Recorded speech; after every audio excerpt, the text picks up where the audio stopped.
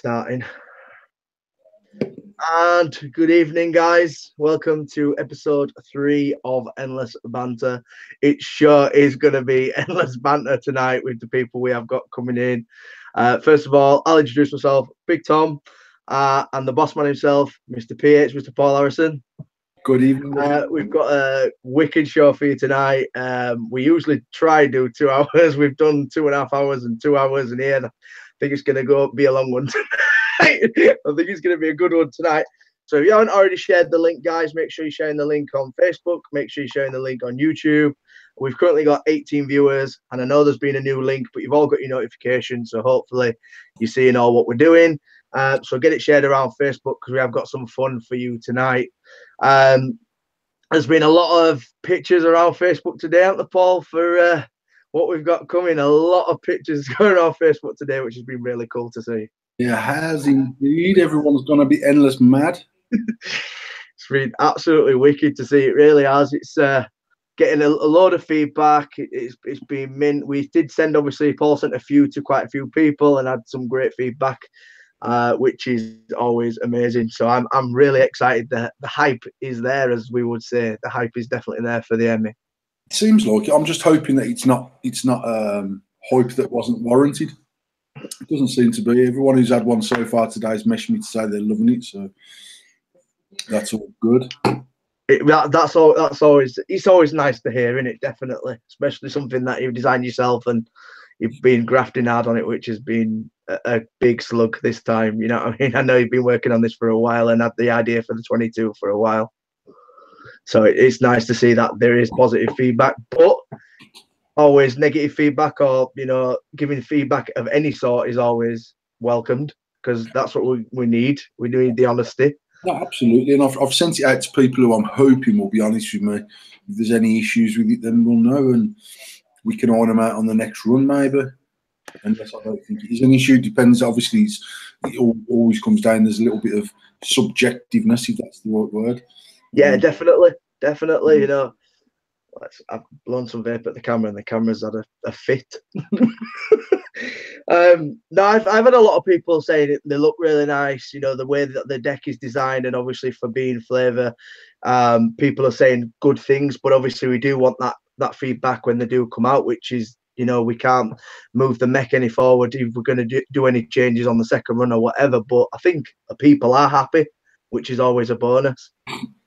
I'm happy with it. Genuinely, I'm happy with how it's working. I'm happy with how the switch works. I'm happy with the deck. I'm happy with the screws. I'm happy with the size of the post holes. I'm happy with the airflow for the type of the RDA. I'm very, very happy with the tips that Mr. Bessie Goldsmith done for us. Yeah, they do look nice. We have. I'm gonna try and do some. Now you have to bear with me on this because I am fucking useless at tech.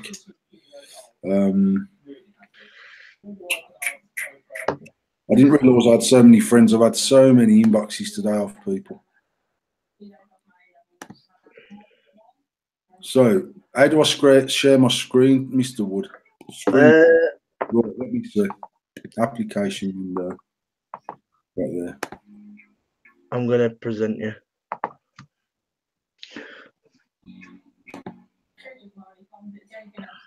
Is that what's that sharing now? If I go to that now, it's just showing you still. Is it right? Yeah. Have you clicked on the little screenshot? Yeah, there we go. Right, I'll present you so I can show to everybody. There we go. So what? You can see me now. Click on what you were clicking on before. What you're on picture on before. There you go. So that is 13. 1, 2, 4, 6, 8, 10, 12, 13 tips off Mr. Goldsmith. Mr. Goldsmith. Mr. Goldsmith, and they will be for. Am I back now? Yeah, you're back, Casino. Yeah. There you go. I'm a technophobe, mate. So Bessie's made them 13. I'm assuming Mr. Wood has sorted out a winner or a list of people that are eligible for the YouTube mod.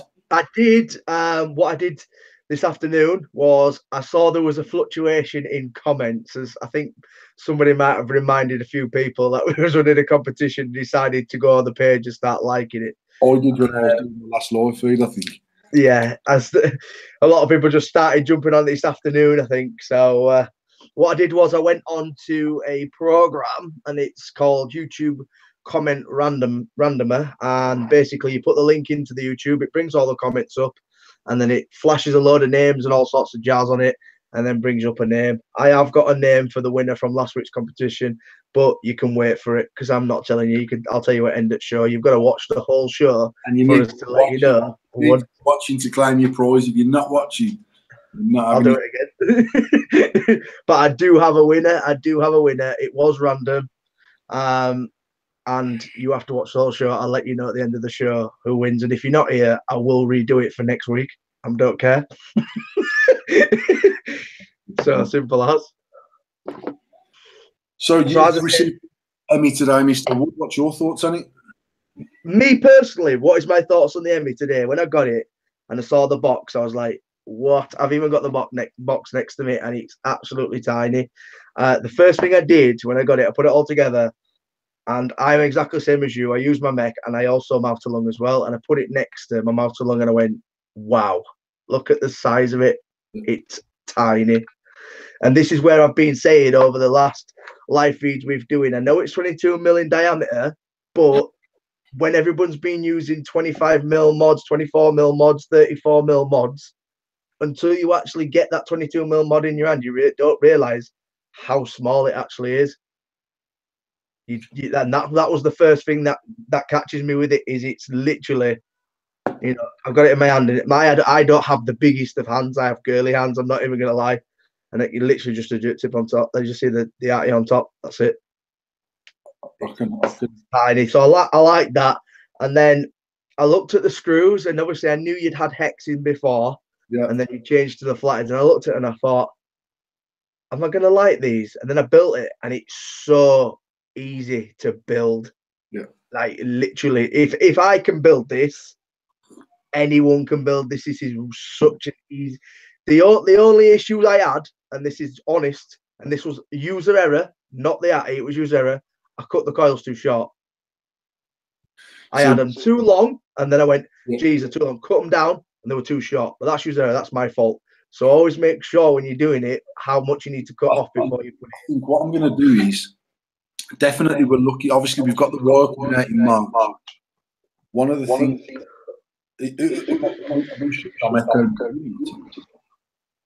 Are you echoing? Yeah. I can hear a slight delay at your end. Right, hold on. Let me see if I can turn down my stuff. We've obviously got the work coming out in March, which is good. But one of the things I want to do with manufacturers as soon as they get back is build some coiling jigs, just actually basic coiling rods, various diameters and various shapes. So we're going to do an oval one as well for this type of RDA where you want a bigger surface area as possible. And in the series mods, you'll be able to do oval cores instead of circular cores, which will increase your surface area and increase your ohmage easier. So you might be able to go for a stainless build where normally you'd have to go for a nichrome or a canthal build and stuff like that. But one of the things that I think I'm going to do is put something on the rods that will determine the length of the coil lead that you need for the Emma. That's cool. Actually, I like that. That's cool. Once you've built your coil and wrapped around, if you slide it back down, there'll be a gauge. If you cut them at that length, then you're going to be dead centre between the outside edge of the post and the outside edge of the other side of the deck. Something like that. I don't know. To be fair, I'd done the same thing last night. What I actually done was just cut them too long originally. And then the second time I cut them perfectly, to be fair. I put a new building last night in this one. So I prefer mine personally. I don't know if you can see that, whether it's too dark, but I like mine quite close to my post, so I've got more airflow going in from this side. Exactly the same. Exactly the same. Tasha's one that I built for her, I've done it slightly out a bit, and then I raised the coil slightly up. My coil is actually below the level of my posts. Now, really, you want to try and get the top of your coil at the top of the post. So when the airflow Yeah. coming straight across, my coil's probably a little bit too low in that, to be fair, which means I maybe did set my legs just a tad too short. With Tasha's, I just lifted her coil up slightly, so it's actually just over the top edge of the post. Yeah, because what I was looking at as well is the clearance between the top cap and the post, and there's still quite a lot of clearance. Yeah, still, obviously, as long as you've got more height in the centre of the RDA than you have on the outside edge. So even if you're a half a coil higher than the post screws, the inside of the RDA is domed. Now, you know that the screws obviously fit in, otherwise it'd earth out on the body. And as you get closer to the centre, you get a higher point. So you could actually lift your coil. So the bottom of the coil is in line with the top of the post, depending on the diameter of your coil. Obviously, if you're running a fucking 6mm coil or something, you might not. But what it was for me was, because obviously visually the top cap goes like that. Yeah. But inside it's the opposite way. Yeah. So that's what sort of messed me up first. I was looking at it and I was thinking, well, if you look at the outside, you're thinking it's not going to be enough room here fitting here. And then you look inside and it's, got that dome shape inside, which obviously catches quite a lot of flavour. But I'm impressed. I am honestly impressed. And I also checked when I had my battery earlier. I was changing out my battery and I was like, how easy is this going to be taking it off, taking the spring out or not? It's easy. It's really, really easy. As long as you're not a klutz and you go, whack, see you later, spring, you're going to be absolutely fine. You know what I mean? I think it's so easy to do. It's really, really simple. One of the changes on the production run was the poundage of the spring. Now, it's not, I mean, this spring is by no means strong. It's not a strong swing. It's probably softer than anything we've done, but it's stiff enough to still give a nice throw on the mud. But this is definitely slightly stiffer than the prototype one I had. And when I took it apart earlier, it did fucking fly out. I mean, if you wanted it slightly stiffer, you can pull that apart if you wanted to, which will obviously increase the length. But you do that too much and you will end up just fucking writing your spring off. But I've just had it out. It's honestly dead simple. Really, really easy. Mr. Wilkinson sent me a video earlier of him on his. I haven't seen Dale on a tube for a long, long time, so that was nice to see. And Dale said to me, mate, the flavour off this is fucking banging. Well done. Which again, likes of someone. That's always nice. Liquid. It's. I did have. We did send it to a couple of people. Obviously, they'll tell you when they've got them, and I had a few good feedbacks from the people we sent ideas to, and also some ideas what we could do for the next one. Not obviously, maybe not the next one of this, but a different size. Yeah. But there's some really, really good ideas for what it is, because I personally think it's awesome. It really is a flavour built. For me, it's you've got to have the right coil in it. That was my thing. I don't think you can put just a single strand in there. It's a flavour at it. Yeah. It's got to have some sort of build in there, like a fuse Clapton. I'm still running the 5-core fuse Clapton. You can see that's 5 reps. It's taking up a fair percentage of that deck. Yeah.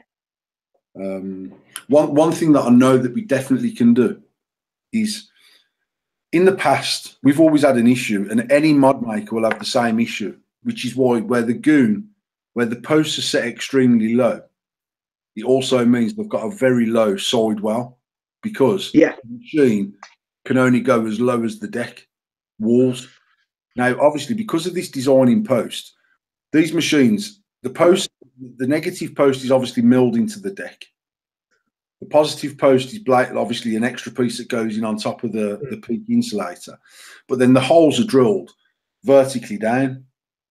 Yeah. It means that our hole is actually lower than our well, which is the first time I've seen that on a deck, apart from the one that uses this similar idea, but where both back and front are cut open and the posts are in the centre of the RDR. I can't remember. Yeah. The armour. So we can actually take, I think we can nearly half the size of that post in height. And what I'm going to do after the Chinese New Year is get them to use one of these production run RDAs that they'll make on the next run and then take probably 3 mil off the height of the post. And then also, the only thing that I'm not happy with is the screw that they've used. Now it works, and it works really well, and I've tightened mine up, and I've gone fucking excessive with it to make sure they're not popping and they're not splitting and everything else. The only thing is I did want a flush grub screw in there with a flathead screw head on it, which also then obviously reduces it by probably 1.5 mil or whatever the thickness of the screw heads are. So by doing that, then we can start on the mouth to lung cap, for argument's sake. We can have it much lower set, which again reduces the chamber probably by half. And this chamber's not big by any stretch of the imagination, but I still think we can go lower. I mean, if you can see, actually, the RDA, where the shape actually kicks in, is just 2 mil higher than the screw heads. Yeah. So if we can bring the screw heads down by bringing the post down and still having enough purchase on the screws to put a decent build in there and tighten it up adequately, then maybe we can bring out the mouth to lung cap that's much squatter. Do you know? I'll tell you what, because I obviously thought of things that I could do to make it different and to make it like when I built it and stuff. And I've got a 0.16 build in there, and I was chain vaping it for 20 minutes. I thought the cap was going to get red hot. It didn't. From where my mouth, obviously where my lip sits here around the top bit here. Don't get me wrong, the actual body around here does get a little bit warm, but I thought I'm going to burn my mouth. Nah, not even with the drip tip. It doesn't. It's fine. It's absolutely fine. That's what I was testing. See how hot I could get it. See if I could sit it and basically get it smouldering and don't get hot, because I think because of the dome inside doesn't let it get hot. To be fair, I also think, I mean, if you think the difference between a 0.09, 0.1, which is where I used to build dual coil, both of them coils traditionally been on the outside edge, which is very close to the outside edge of the cap. You've probably got, it's like I always used to say, if you're running at 0.01 and you drop down to if you're running at 0.1 and you drop down to 0.09, yeah, even though it's only 0.1 of a difference, it's 10% lower. So when you start getting down to 0.075, say with the set of the old Sam Allen fused Claptons, you're 25% lower build. The amp pullage on the battery and the heat generated on that, both from the battery and from the build itself, is massive. So when you start going from 0.1 to 0.6, it's 60% cooler in theory. And you've got one coil. That coil's set in the center of the deck. It's much further away from the outside edge of the RDA. I'm using that 0.16 fused Clapton. I've got probably an half-dead battery now. It still rips for a 0.16 single coil. I seen your video earlier with a 0.16. I seen Dale Cross earlier, and Dale Cross was like, fuck, that's angry for a single coil, that is. And as angry as it is, it's not excessively hot. No. And it fires well. It's genuinely giving me a nice vape. It's warm enough that I can enjoy it. It's not too hot that I'm having to fucking pull off my mouth. And I mean, I'm genuinely enjoying using this RDA with this particular coil in there. Now, what I will do is we've got several of the samples of the coils in. We've also took delivery today of every single sample of every single wire that will be coming on the build them order. So we've got some coils in there that come in at 0.21, 0.22. Obviously, dualed up, they'd be 0.1, 0.12, which is perfect for a tube neck. For a dual coil, I'm going to try something sort of 0.2, 0.24 and see where nice for me. Now, I'll tell you what else I did earlier as well. I took off the RDA and I run it on a regulated. And I was running the RDA 0.16 at 90 watts. Yeah. Ridiculous amount of flavour and not hot at all. Ridiculous. I could happily sit that on a regulated and use that as a daily vape as well as on the tube. It honestly works really well. Just as an RDA on its own as well, it's mint, honestly. And I behind closed doors, guys, I'll be saying exactly the same with this to Paul as I would say it to anybody else. And Paul knows if I had an issue, I'd be the first one on it. So, and I think it's mint. I do think we've got options to do other things with it, especially the post. Is that not changing the post? I think smaller is what I could think. Thinking if we made an 18 mil deck and a 22 mil cap or a 20 mil cap. No, I mean, the reason why I made the post as big as I did is because I did actually want to try and fill half of that chamber with post. I wanted to reduce the chamber size. Now, what I do know is the slots that we've got in there. I'm running a 5 times 26 gauge Clapton in 40 gauge fused parallel Clapton. It's pretty wide. It's wider than it's a big ass coil in it. It's over 2.5 mil wide. If I think back to the days where I think the post holes in the V2S are 3 mil. That was obviously allowing for double crossover as well. On the sample that we had, they were tiny holes, man. They were way too small. It was the only thing that I was really disappointed with when I had the prototype coming was the actual width of the hole of the people that would be using it. Yeah. Now, the plus side of this style of post is that even if you're using a 28 gauge single coil, the bottom of the screw fills the bottom of the hole. Yeah. So you're never ever going to have an issue where you tighten your screw down and your leg comes loose. Whether you're using nearly 3 mil wide build like I am, or whether you're using a fucking 28 or a 30 gauge single coil, you're going to trap that leg.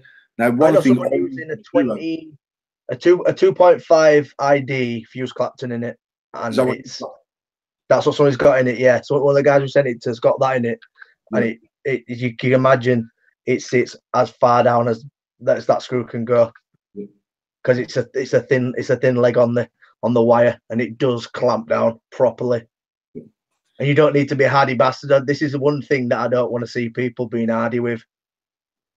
You don't need to be. I mean, I actually I broke the flathead core master screwdriver using it as a fucking wood chisel or something. I definitely weren't using it when I was building. I was doing something with the screwdriver and snapped the end off it. So I've got one of the ones that it come in another core kit I got ages ago, which is basically it's a full size screwdriver, really, like a pen, and you can screw the top off, and it's got some Phillips in there and some flats. But the flatheads are nice and wide, so you get a nice purchase on the screw, and you haven't got to fucking dig down into it. Do you know what I mean? But I did genuinely on one of the decks last night. I went as ham as I could go there without knowing I was blatantly going to smash the post to pieces, and I can get any build in there as tight as I ever need to get it without any flexion of the screw, the posts, or anything like that. So some people are asking, it's an 18650. It's only 18650 in this guise. So as it stands there, it's 18650. We have ordered some 18350 and 18500 mod bodies. They will come as prototypes originally, because I want to see how well the RDA handles a 0.35 or a 0.4 or a 0.5 or a 0.7 build. I'm thinking we need to reduce the airflow for them higher builds. I'll be honest as well. I know that the vent holes on the bottom are meant obviously for venting, but it does actually make it look pretty cool. I'm not gonna lie. I put them on there for aesthetics. That's the absolute truth. My thoughts on venting are, even with the worst vented mod, you'd be surprised how smaller space that gas can escape from. And if you think back to the good old controversial Todd's review on the time bomb on the Amir vape about, oh my god, this is just ridiculous. And then you think back to Eric's video when he hooked it up to the air pressure. Yeah, banged it off, yeah. Absolutely venting and releasing. So we've got 8 holes again. I can't tell if you can see because I'm using a black chrome and it's pretty bright. But so there you go. Tom's got a much better camera than me because he's a fucking baller. So we put the 8 holes in. I did put it in for venting, but I also knew it'd look nice on the switch. It does look mint. I'm not gonna lie. I'll run that positive down purely on the basis that it will literally run either way. You can run it either way you want to run it. It doesn't make any difference. Obviously, for the venters out there who go, oh my god, you must face the venting of the top of the battery towards the vent holes. Stick it positive down. If you want to run it positive up, knock yourself out. Generally, I'll run a battery positive up because it's a habit that I've done for a long, long time. In this, I've tried it positive down just because that's what I'm doing. I'm not to say there's no reason for that. Yeah, and the idea of the the idea of obviously having the bevels around here works immense. It really Again, does work immense. I was not going to put them on there because I think it looks cleaner without it. Yeah. And when we had the first prototype, I was going to inset. I didn't want a hybrid disc like what we've got on the clean and the cleaner and the dirty. They are notoriously a pain in the arse. However, it's a much flusher look because the RDA cap meets the mud. So you've got one join. So originally I was going to use a hybrid cap like this, but still inset it. But so it was still raised above the mud, if that makes sense. So when you put the cap on, the cap actually went down over the sides of that as well as the deck, just to make one less line on the outside. To be fair, it just meant the height of the cap, it made it look funky because there was obviously another 8mm or 8mm of cap just to fill that gap. Yeah. When my prototype is smooth, it's not knurled. And the only way I can get it off is by sticking it in my mouth and getting my teeth on it. I'm not even going to lie. You get a little bit, especially on the plated ones, you get a little bit of liquid on them. But that says, that one now, I've been using it all day. I've got fucking liquid on my hands and it's coming straight undone. I took it off earlier. Another problem that I haven't had is getting the RDA off the hybrid either. I've took that off times and it's come off fine and there's no issues. So we are at 8:35-ish. I can't tell because I always set my watch about 5 minutes fast, so I get everywhere 10 minutes late instead of 15 minutes late. We have some guests on tonight. We're going to do it in two parts. We've got two guests joining us in about 5 minutes.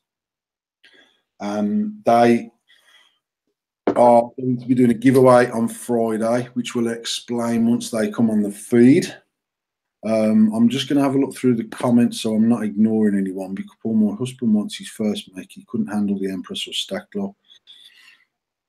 I mean, this genuinely, Tasha's mum works in the shop. She's a mouth-to-lung vapor. She uses a Zelos kit. That's what her standard go-to kit is, one that she's used for a while. And the lads in the shop set her up an Emmy yesterday. I think she's got a 0.28 build in there, something like that. She's not used the Zelos since she's been using this, which is fantastic, really. It's nice to see that there's people that can change. I know Dale, he's a tank wanker. The same liquid, the same atty, the same mod. He does nothing different. Dale's done what Dale's done for a long time. And Dale tried this at our meet when we had the meet at the Dudley shop. And he was like, mate, I could fucking get back into a tube on that. And I was like, and then he's decided to stock them anyway. I've sent him up a mod for him to get going on yesterday, so he got his today like you did. And he's genuinely messaged me saying, mate, this is good, man. The flavour's fucking banging on it. It's nice in my hand. It works. Dale's paranoid to fuck about venting batteries. Now, what I will say is we've had two brass mods that haven't got the vent holes in them. One that I took from the shop for myself personally, and the one that I've sent to Dale. Now, I phoned as soon as I realised mine's got no vent holes in yesterday, I phoned the shop and I was like, fucking hell, check all the brass mods. Because all the rainbows we had in the house were drilled, all the black chromes were drilled, all the silver were drilled. My brass wasn't. So they've pulled random brass mods out of the delivery and all of them are drilled. So I thought, I messaged China and said, look, I've got an issue with some of these mods, definitely, because this one ain't got no fucking holes in for starters. And she was like, no, they're definitely all drilled. There might be one or two in there that was the prototype buttons that have been polished and put in by accident. So then I was speaking to Dale earlier and he's like, I've got the mod, mate. They're just about to put a build in it for me. Which way should I run the battery? And I says, well, it's up to you, but I know you're paranoid. Fire it in positive down towards the vent holes. There ain't no fucking vent holes. And I was like, fuck's sake, mate. He must have got one as well. So I'm going to get Dale another insert out for his mod. But I mean, to be fair, with the best will in the world, China have busted their balls to get this stuff out to me this side of the Chinese New Year. Genuinely, I know that they have. They've gone the extra mile. I'm expecting to have some issues on some of the mods, and obviously we'll try and do our absolute utmost to make sure we stop them going out to customers by giving them a full check. And I've messaged the shop today and says every single mod that goes out, whether it's going out wholesale or whether it's going out retail, must be taken apart. They've sent me some of them white gloves, so we can take them apart without. You've wanted a pair of them for fucking ages. Huh? No. You've wanted a pair of them for fucking ages. Mate, I'm not even joking. I put one on last night and it comes to about there on my hand. I don't know how old these kids are that are working in the factory, but they ain't got fucking very big hands, right? I know that for a fact. But, I mean, we will literally take the mod apart. Now, it's a pain in the arse. We've got to get that box apart. The fit's quite tight on that box, isn't it? So we've got to take the boxes apart.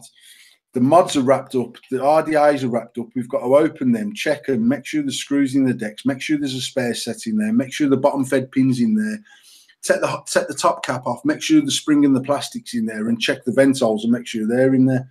We will do that.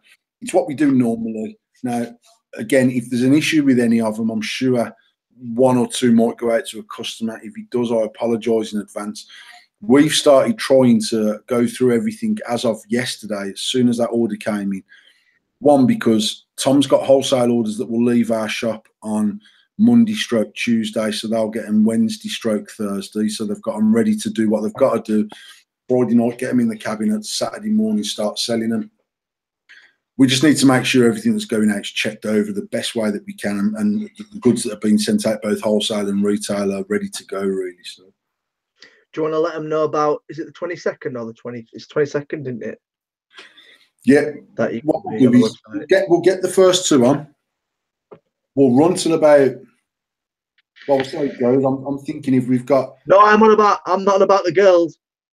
Sorry, I just let you into a little bit of information that was coming on tonight. No, I'm on about the release of the mod.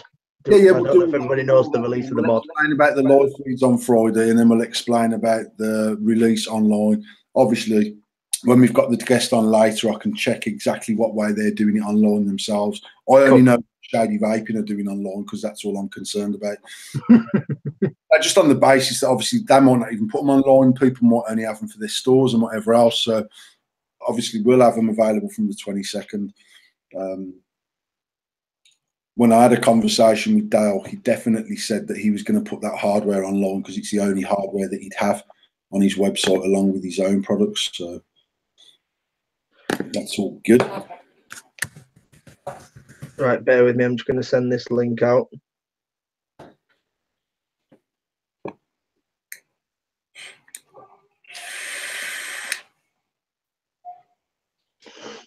Right, that link's gone out to our first two guests.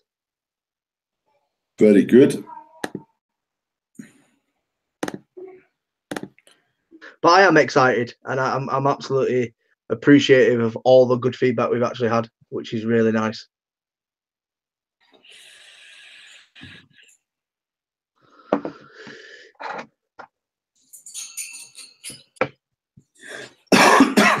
While we're waiting for the girls, if we could have some sort of what are your guys' opinions and stuff like that in chat? If you guys want to tell us what you think, how you think we've gone about releasing it, do you think it's the way forward? Do you think we've sort of brought the hype back to Mex, which we was wanting to do anyway? Get some sort of community back with everybody. I think, to me, the industry at the moment, I can feel I've got my blood pumping for it again. It has. You know what, mate? I genuinely feel like we can this year. The year kicked off to a fairly. I'll be honest. It's kicked off. Good evening, Adele. The year kicked off. Are you talking? Hello, Adele.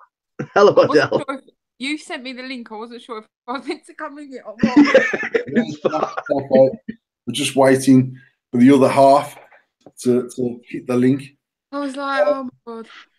I had a meeting today about the liquid, and for us, there's obviously been a fairly negative vibe to the start of this year with some changes at some of the bigger companies, and people have moved to different companies and whatever else. I'm not elaborating on that situation at all. One thing that I feel is that everyone that I seem to have spoken to for the last 2 or 3 months seems pissed off that that old school vibe of the vaping community has gone. Hence our vape meet last month, because I know we'd spoke about it, Tasha and I had spoke about it before you even mentioned it. And then you put that post up about a vape meet, and even that night at the vape meet, we didn't even bother having the cloud comp in the end. Everyone was just chilling. They was just sitting around. There was banter in the shop. The music was on. And actually, fuck the cloud comp. I'd rather people go there because they want to have a decent night and meet some people and have a laugh and a joke than end up with a perimeter full of people that are just champion cloud blowers for some free shit in the shop. Yeah. You know what I mean? I like that old school vibe. I like the fact that there's people that come to vape meets that I don't see eye to eye on a daily basis, that we gladly have a hug or a shake of a hands and a catch up and a chat and a laugh and a joke. And they go their way at the end of the night and carry on running their business. And I go my way and carry on running ours. And there's no fucking drama. That's how it used to be. It's how it was. And it seems to have gone. I don't know what we do to put that right. It was the thing for me is because me and Tash were talking and we said, let's get Cloud Comp going. It's getting a bit late. Let's do it. So rather than setting the POA up and stuff, I just went, right, I'm going to shout it. So I told Paul Davis, turn off the music. I shouted, and everyone looked round at me like I'd pissed on the Christmas tree. Swear to God, I just went, Cloud Comp, everyone's up for Cloud Comp, come see me. And everyone just went, you're having a fucking laugh. And literally everybody just stood there and carried on the conversations, having the laughs. Everybody was stood in the groups and mingling, everything like that. And it was really nice to see that it wasn't just somebody coming and just going, yeah, we're going to smash a Cloud Comp and take a load of free shit home. Everybody actually went and enjoyed themselves for the people that were there. Yeah. Obviously, Dale's travelled 2 hours or whatever. He's travelled down. He come down with some of his staff and Lindsay, and he bought some prizes and he bought the Iron Lung Challenge. And when he left, I just said to him, sorry, it hasn't been as big. I mean, I don't even know how many people are in the shop, 30 people, 40 people. I don't know. It's difficult to gauge because the shop's such a big fucking shop, so it looks empty even when it's not. Whereas at the old shop, you get 20 people in there and it's fucking rammed out. So Dale, I just wanted to say sorry for it not being as buzzy and whatever. And he said, mate, I've had a wicked night, man. It was just different. It was just, in fact, oh my fucking God. Mech abuse. Did you just say mech abuse?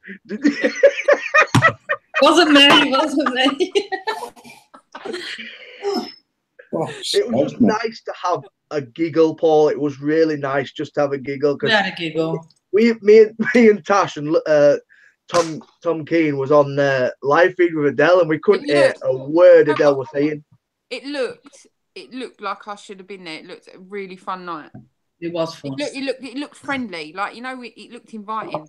Put it that way. And I don't really say that about anywhere because I don't like places or people. Yeah, it was. That's what I mean. It was a really good vibe. You know what I mean? I've been to places and it's been absolutely rammed, and people are literally there to do something like a Cloud Comp or a trick comp. It was nice that we'd put that on, and then people was like, "Now we're just gonna enjoy ourselves. We're just gonna have a giggle. We're not really bothered about it," which was nice because people were communicating and everybody was having a giggle. You know what I mean? People that's not seen each other for a while wasn't too fussed about standing in the middle of a room blowing a cloud. They were all bothered about the community vibe and having a giggle. And then when Tash and Paul put pizza on, it just got devoured. I'm gonna say that and the pizza. Yeah, I mean, mate, I honestly think this year we can work with the right companies, and the right companies can work together. And I've got this thing this year about whatever happens, and it's absolutely right that I do this, is that what we do for our companies is best for us. Yeah. And absolutely, we have to take priority of our own affairs and do what's right for our business. However, we can work with lots of different companies, and lots of different companies can work together without being in each other's pockets and without becoming to a situation where they feel that they can't work with anyone else because they're so close-knit with someone else. And all of them businesses coming together. And certainly from my point of view, where we're in the Midlands and we're surrounded by some big players in this market, we're fortunate enough that we're probably up there with them. We're in the top 3 or 4 of Midland vendors. That's my personal opinion, and I stand by that. And I think by everyone sort of working together and doing their thing, it has to benefit not only me, not only them, but I genuinely believe it will benefit the consumer as well, the people that are going into them shops and buying. And we're having weekly chats on the WhatsApp staff page about how can we inject some life into the shop, how can we make the shop a place where people want to go again. And I don't believe we've done anything wrong. There's no vape shop that's like an old vape shop. None. You know what I mean? People used to come and loiter in our shop. Simple as that. They had fuck all to do. They'd land at the shop and they'd spend 2 hours. They'd spend 6 hours in there. They'd build. They'd buy. They'd be coming in with drinks. And it was just something to do.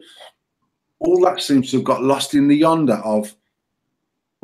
Maybe it won't come back. Maybe it's just because people are vaping because vaping's a thing now. I don't know. Maybe anyway, I think. Huh? I think vaping's different anyway now because people do just come in to buy the core, buy the liquid and get off.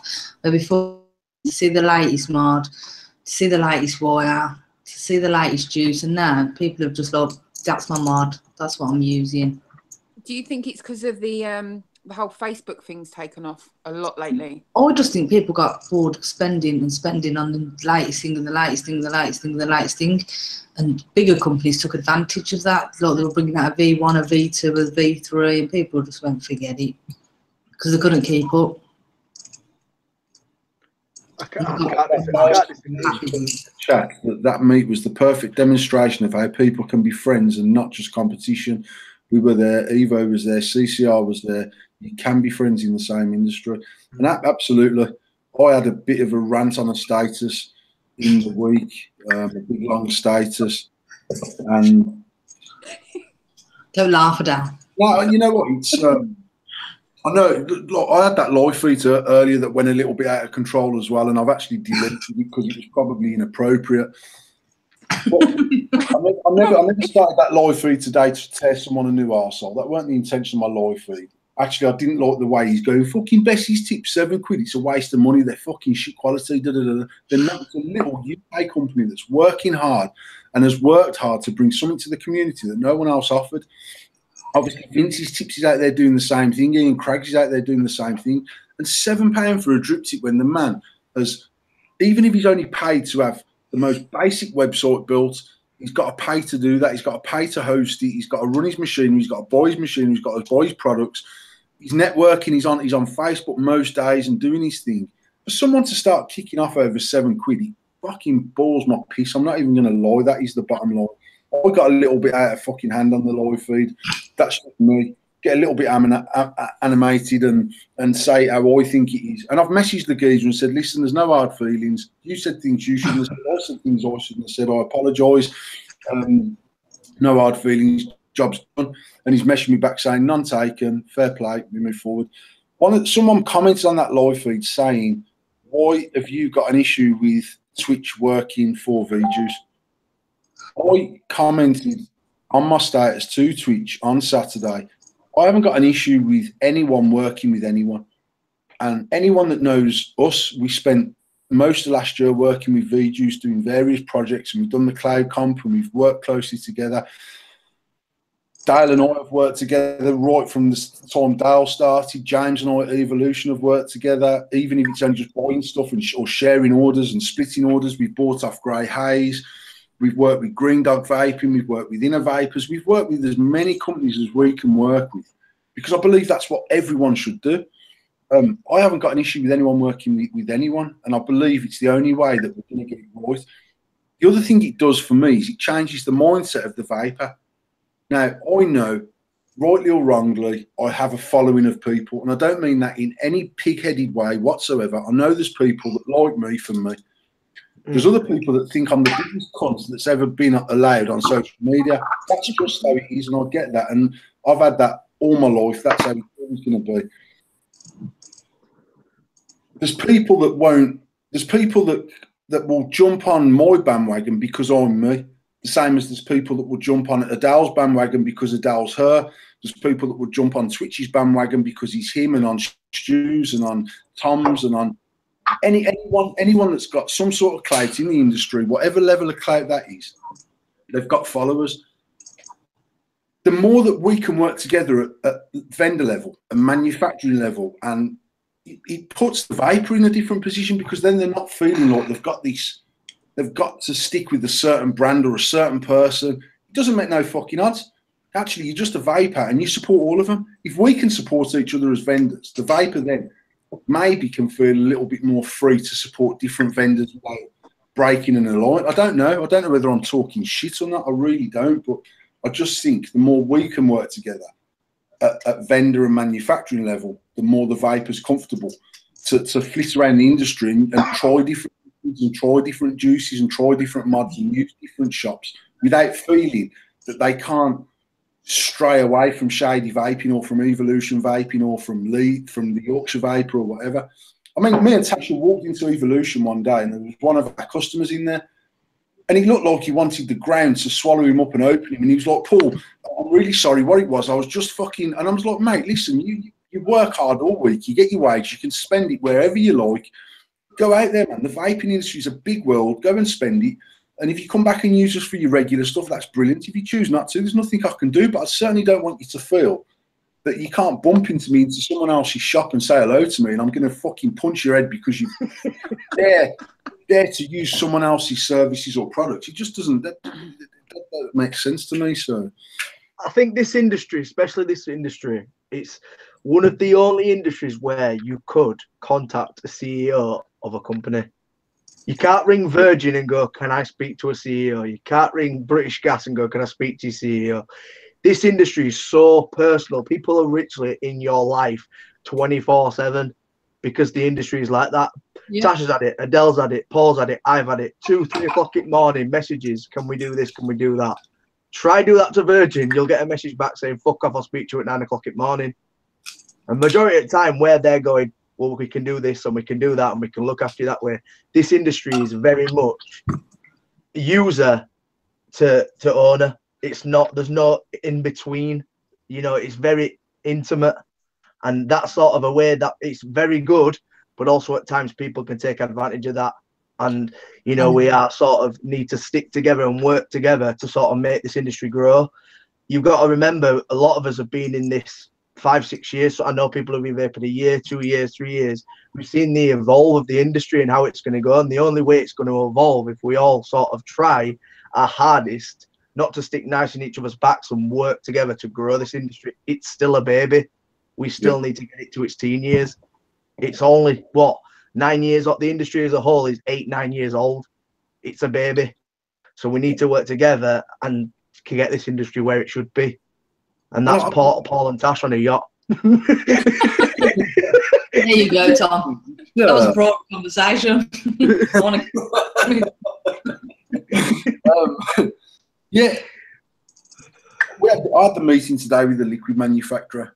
Again, a West Midlands-based company, and great lads. They've been around as long as we've been around, and they've done fantastic things. I've genuinely never seen that business caught up in shitstorm on Facebook. It's because they choose not to be involved with Facebook on a level that we are. And I get that 100%, because given the chance, if I could step away from Facebook tomorrow and still maintain our personal presence, I'd do it in a heartbeat. The truth of it is I can't do that anymore, because we've made a rod for our own back, and I'll stand by that, and I'll do whatever we've got to do to carry on maintaining us as a business in the way that we started. But it's not about money. It's genuinely not about money for me. Obviously, the business has to make money. We've got bills to pay. We've got wages to pay, etc., etc. But the money does not motivate me in the slightest. It's that passion. It's the passion in other vendors. It's the passion in the vapor. It's just passion generally. People who care about what they're doing. The guests that we had on last week, Mark Squire and Bessie, they've started a group this week. I can't even remember what it's called, which is damn ignorant of me, but it's literally designed to attract people that are still smoking and a very newbie vapor. And we've lost sight of that, because we've grown with this industry in the last 3 years at a mad rate of knots. We forget that there's people out there that can't do what they should be able to do. They don't know how to build a core. They don't understand Ohm's law, because they can go and buy this core from a shop. They can stick it in the tank. They can blow a cloud. Our responsibility as vendors to pull them people onto another level of vaping, should they so wish to. Do you know what I mean? I don't know. Anyway, all that said, we have some live feeds going on Friday for 12 Emmy mods, which is going to be absolute mayhem. what we've decided to do is Stu vapes at the Yorkshire Vapor normally goes live at 7 p.m. on a Friday anyway. So Stu's going to do his standard live feed 7 till 8. During that live feed, he's got 4 Emmy mods to give away, one of each colour. Then at 8 o'clock till 9 o'clock, Tasha and Adele are going to go live on 2 Gills, 1 Vape. They're going to give away 4 mods. 9 o'clock till 10 o'clock, me and Tom get the late shift. We're going to go live on Endless Mods or Shady Vaping. We've got it covered, and give away 4 mods as well. So we're going to have a 3-hour marathon of live feeds on 3 different platforms with 3 different sets of people giving away 12 mod sets that will come with one of the drip tips that I showed earlier on in the show on the screen share, because Bessie donated 13 drip tips. We've been lucky enough to get some. Definitely. So I've got one on there. Tasha's got one on hers. I've got a few. I've got an autumn one which looks the dog's bollocks on the brass mod. We've ordered 100 drip tips that will be 10 quid. Now, that is the price that me and Bessie agreed yesterday. If Bessie's selling all of his tips online at £7, regardless, then obviously I need to speak to Bessie because I should be able to do it. But I can only go off my buying price. The bottom line is we've got 400 mods, we've got 100 tips. One in 4 people are going to get a drip tip if they want one. If they don't sell, they're there in stock. If they do sell, you're welcome to them. They're 10 quid each. Take one or don't take one. They're handmade specifically for these mods. They're the exact diameter of the top of the RDA. There's no overhang, there's no underhang. They're bang smack on for that mod, in my opinion. The height of it, everything looks bang smack on. Did you design with in mind to get a drip tip for it? It was always going to be a 510 on the basis that when we done our very first hourglass, so the Mark 1 hourglass is actually very similar in design to this as far as the inside's concerned. And that was designed to be used without a drip tip, but the hole that come in it, more by luck than judgment, was a 510 hole, so you could put a 510 drip tip in it. Now, what I found was very quickly, because of where the market was, people weren't running a 0.15 or a 0.2 build in that RDA, which is what I designed it for. They were running 0.1. It was getting too hot, and so they were having to stick a drip tip on there. Yeah. So actually, when we designed this RDA, it was designed to put a drip tip in if people wanted to. I actually like it without the drip tip. I prefer to use it without drip tip. I think it looks nicer with the drip tip in because it just gives you that little bit of colour. So yeah, I think I'm gonna have to get one just to see what it's like with the drip tip and without, because I do like it without the drip tip. It's like this is made, the way it's shaped, where it goes in is like it's comfortable on your lips, if you know what I mean. That makes sense. Yeah. Don't question yourself, Adele, my love. No, you're gonna make me go embarrassed. She's trying to be sensible. She's got her glasses on. You know what, shut up. I was just talking to someone. I said I'm going to put my glasses on so I don't swear, and I'm going to have my talking to the school voice on. I'm going to fail. You're in the wrong live feed. You're in the wrong live feed. Get out. Just be you. Oh shit! Don't. And I keep forgetting. There's no comments for me to see it anyway, so there's no point in me having my glasses on. To be fair. So from your 2 point of view as women, what's your thoughts on the mod? So obviously, I know that Dal built hers earlier. I built Tasha's for her, but she's been using it. It's got no lady button on it. It's just a straightforward button. How would you find it? The first thing I noticed about it, because I was quite concerned because there's no lady button, but the base of my finger fits perfectly in there. It doesn't. Yeah. It doesn't catch my nail. It doesn't do anything like that. That's what I was thinking of first. Yeah, I haven't got a problem with nails. It's perfect. It is absolutely perfect. And the thing is, I used a pre-made on it first. My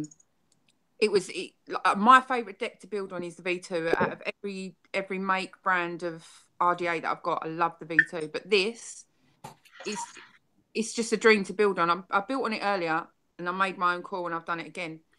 And the clouds you get off it for such a little dinky thing is amazing. I've had people turn around and say to me, "That's some big clouds." I'm like, "Yeah, I know. It's fucking." It is though. I love it, and do you know what? And I love the box as well. I was saying to Sash, they're a little bit hard to get open. Yeah. But I genuinely, and the way it's so simple. I don't know if it's a girly thing, but I love the box as well. Even to like put it together. was sitting there, I was going, Adam, how do I do it? But I love it. I think it's fucking amazing. I wouldn't change anything about it, to be fair. And it doesn't make it doesn't get hot on my lips either, which I'm quite surprised about. So yeah, I love it. Yeah, the box is quite hardy, isn't it? But that's good for transportation. So when you get your mod, it's not going to be slinging around in a box. It's actually in there. You know so when what we found yesterday, and when you're opening it, going, fucking hell, I can't open it. It's fine. Once you've opened it a couple of times. I changed my battery, right? And where I didn't put it together, I didn't put it together for me. And I've gone like that, and this thing's gone, ding, and I was like, what the fuck is that? It was my I was like, oh my God, like, what the fuck? Where's it gone now? So yeah, but no, other than that, other than that, she's going to need a new spring at some point. You know what? No, I'm not even shitting you. I'm going to need about 4 because I'm going to have them placed in my building box. And it's going to be labelled Emmy Spring. But no, I love it. I think it's brilliant. Even the little screws on it I love because they're bigger and I can actually see them without my glasses. Come on, Tash. Come on, the real let's have the real boss's opinion. I actually really like it. It's probably one of my favourite, to be honest. And do you know what, Tash? The thing is, when I see it in your hands, it looked like a normal size. Where I've got like big man hands, my hands are huge. When I go like that, you can just about see the tip. Yeah, so the lads were getting it in the hands. I can pretty much I can nearly hold it. Without a grip, I probably can almost hold it in my hand. So with me, it's that, and I've just literally, all you can see is the tip. And I've got the RDA poking out. Tash has got titty little hands. It is hands apparently, but got small hands, but that's the good thing about that. It makes me cock look much bigger. This is true. I can see the expression on your face. I'm thinking, no, don't say it. Just don't say it. But do you know what? The thing with this rainbow, the pictures that I've seen don't do the colour of it justice at all. It is, every time I look at it, I see a different colour and different. It's just, it fascinates me. Yeah, the colours in it are amazing. And actually, like we were saying earlier, the Emperor is different because of it's got the holes. And then because if you look at it, straight down there. If you look, it makes it look different. Obviously, the light's shit in it, but it makes it look different because it's got the rings around it. Whereas this one's just the straight tube with no pattern on it. Obviously, you've got. It does look completely different. It does. You've got this texture bit here, which I love because it breaks up the colour. You see what I mean? I can't fault it. You know, the main thing for the mod, me personally, is it appeals to both markets. It's not a manly mech and it's not a girly mech for a boy to use. Yeah. It appeals to everybody. It's literally a little pocket rocket that women will like because it's smaller, it's dainty, but lads will like it because you can put a decent build in it and chuck a big cloud. Yeah, but you can't do that. I've had 2 different coils in it, right? One was a fused Claxton and that come out at 3.6. I was like, what have I done here then? But I forgot, normally I have 2 coils. So obviously that's why it came out at 3.6. I was like, oh, I don't like that so much. And then I put stainless steel in it and it come out at 0.12. And it's wicked. I love it. And I still got the clouds, but the flavour of it is amazing. Take your cap off, Adele. Let me have a look at the build that you've got in there. Talk or something so you go big on the screen. I'll present her. Can you see Adele now? No, I can see Thomas. Talk, Adele. Say hello, Adele. Hello. Oh, hello. How you doing? So you've got that stainless there at 0.12. How many wraps is on that? 5. So if you went up to 0.12 half, if you done what size diameter? 3. So if you'd done 8 wraps on a 2.5, you'd probably come in at around about 0.17, 0.18, and you'd increase your surface area massively, and it'd still ramp up pretty good because it's stainless. Yeah. See, what I was going to ask you, right? Because this is so low down, and what I was thinking was if I made the legs longer and flicked it up, if you will, do you know, like lifted it up, so it was on point with the screws almost. That would improve the flavour even more, in theory, wouldn't it?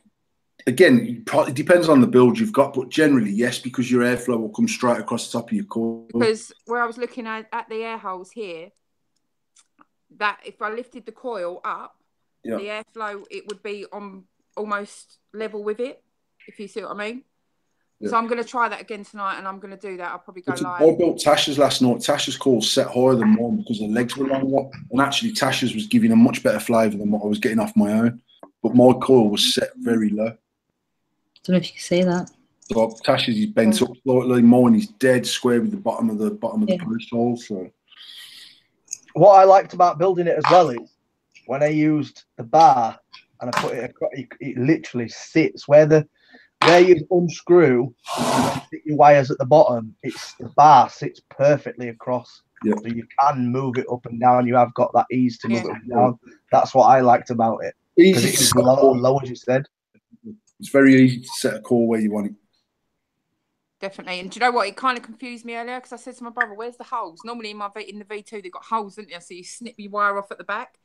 So as I was doing the coils, I done one, snipped them off, put it back in. I was like, what's going on here? And I did them again. And then my coil legs were so tiny. I was like, for fuck's sake. So I ended up doing about 3 builds on it. But I had 2 in it. And yeah, it's just trial and error getting the actual legs the right length and then lifting them. I'm going to try my next one by lifting it up and having it level with the screws, I think. See how that goes. That's where I think it's best placed personally. Excuse me. Right then, girls, we are going to fuck you off. And the next... Thank you for joining us. Genuinely, everyone who's watching, and obviously we'll get some social media shit put up over the next 48 hours about the live feed. Tasha and Adele will be going live on 2 Girls One Vape at 8 o'clock on Friday, and they've got 4 mods to give away. I haven't got a clue what they're doing for the competitions. That's up to them to sort. I'm not telling you. It's a secret, isn't it? That's cool. No, we were going last week and pinch Stuart ideas and your ideas because me and Tom. We're just pinching Stuart's ideas, to be honest. That's us. We come up with a thing. We're going to turn ourselves into a Shady's Angels. Yeah. What? Dressing up as angels. Oh no. We'll leave him to that, Paul. Tom's going to be the one in the middle. We're going to be standing there like that, and Tom's going to be in the middle. Going, yeah. I think she's a bomb girl because she's got from below 7. Oh, donut. All right. Anyway, thanks for having us, guys. You're welcome. Thank you for coming on. I'll see you in the living room, Paul. Yeah.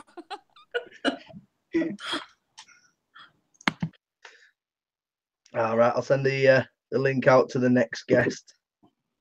Guests, yeah.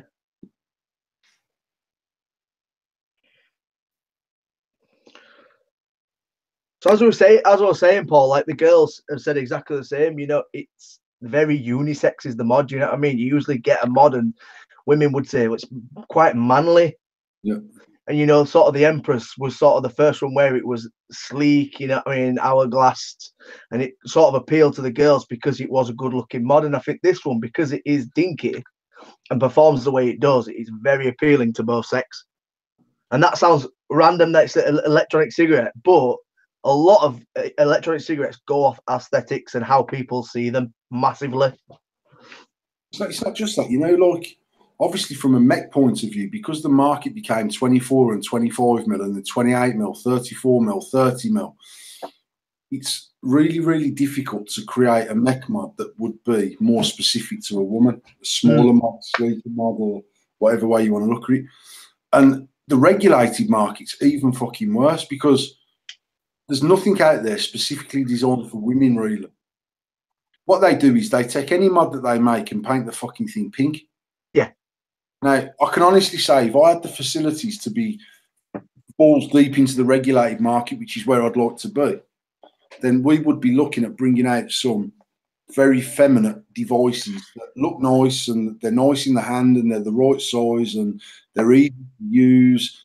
They're clean to use, so if you're fucking refilling it, you're not going to get liquid all over your fucking posh handbags and all that sort of malarkey. There's no real thought goes into it at all. It's literally the mecha mod, and if it works, it works. And then they... hey,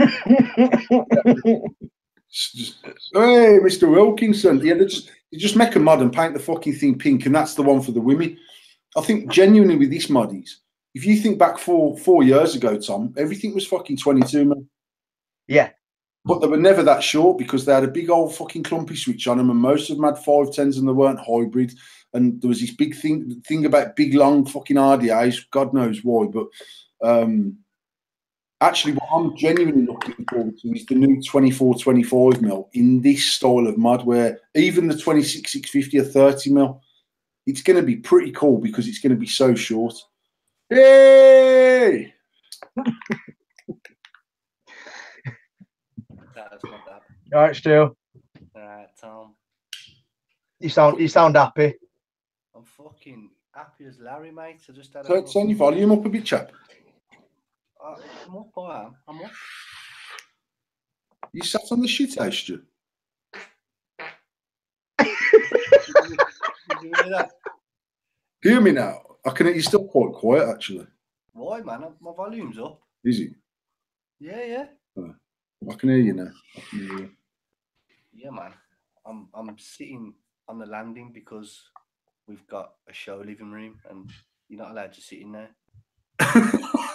Have you got a pack room? Yeah. Have you? Apparently. No. What's everyone doing then, man? What you been talking about? What's going on? Well, we've obviously been talking about the mods. I'm assuming, I know Stuart came to mine last night and picked him up on his way back from Leeds to go home. Dale's received his in the post today, and there you go. Dale's dabbing the ME like a boss. Can we share this link on the Yorkshire Vapor page? Huh? Let's get this link on the Yorkshire Vapor page, man. Do you want me to send the watch link to you, Stuart, so you can put it on the page? Yeah. There you go. Stuart will sort it out. Yeah, I mean, all we're really talking about various things. One of them was about industry and community feeling and vibe, which seems to be on its arse at the moment. But I do genuinely believe that we can pull that back up and get it to a right place with the right people involved. The other thing was the mod and the women's take on the mod.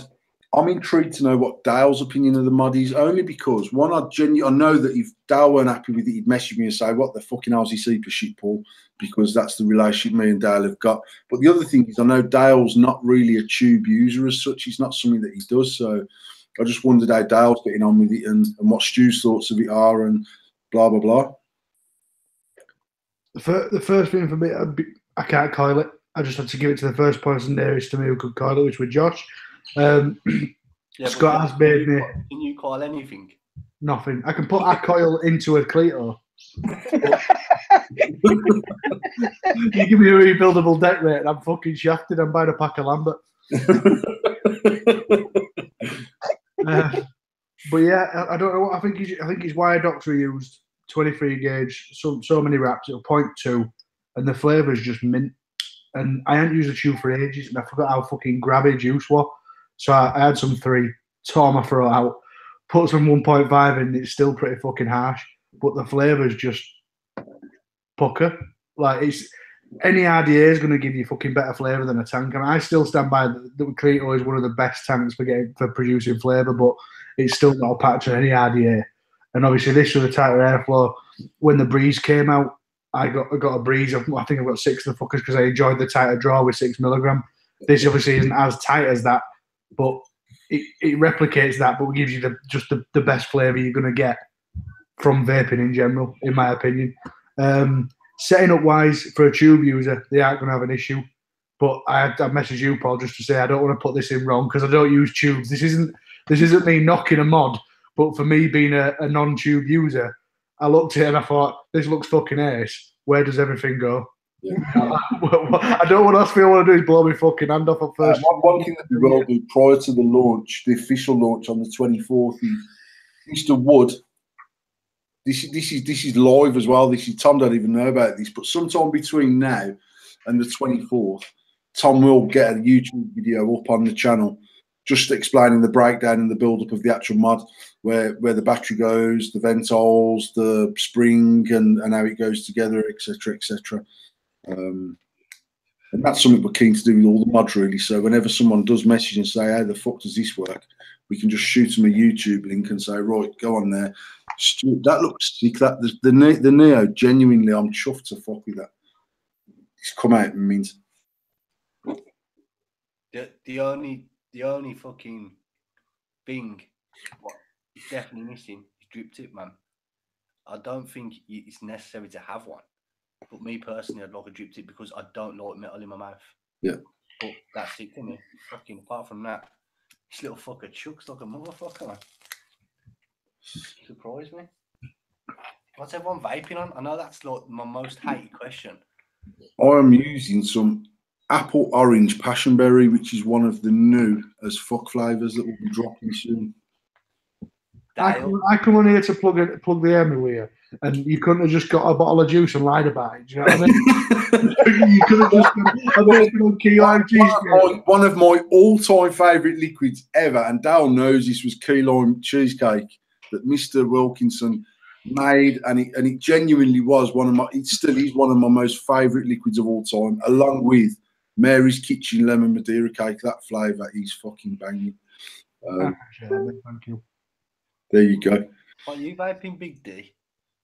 I'm on. Well, obviously everyone knows I do nothing but make my own juice and nothing else. Big Tom got shut down.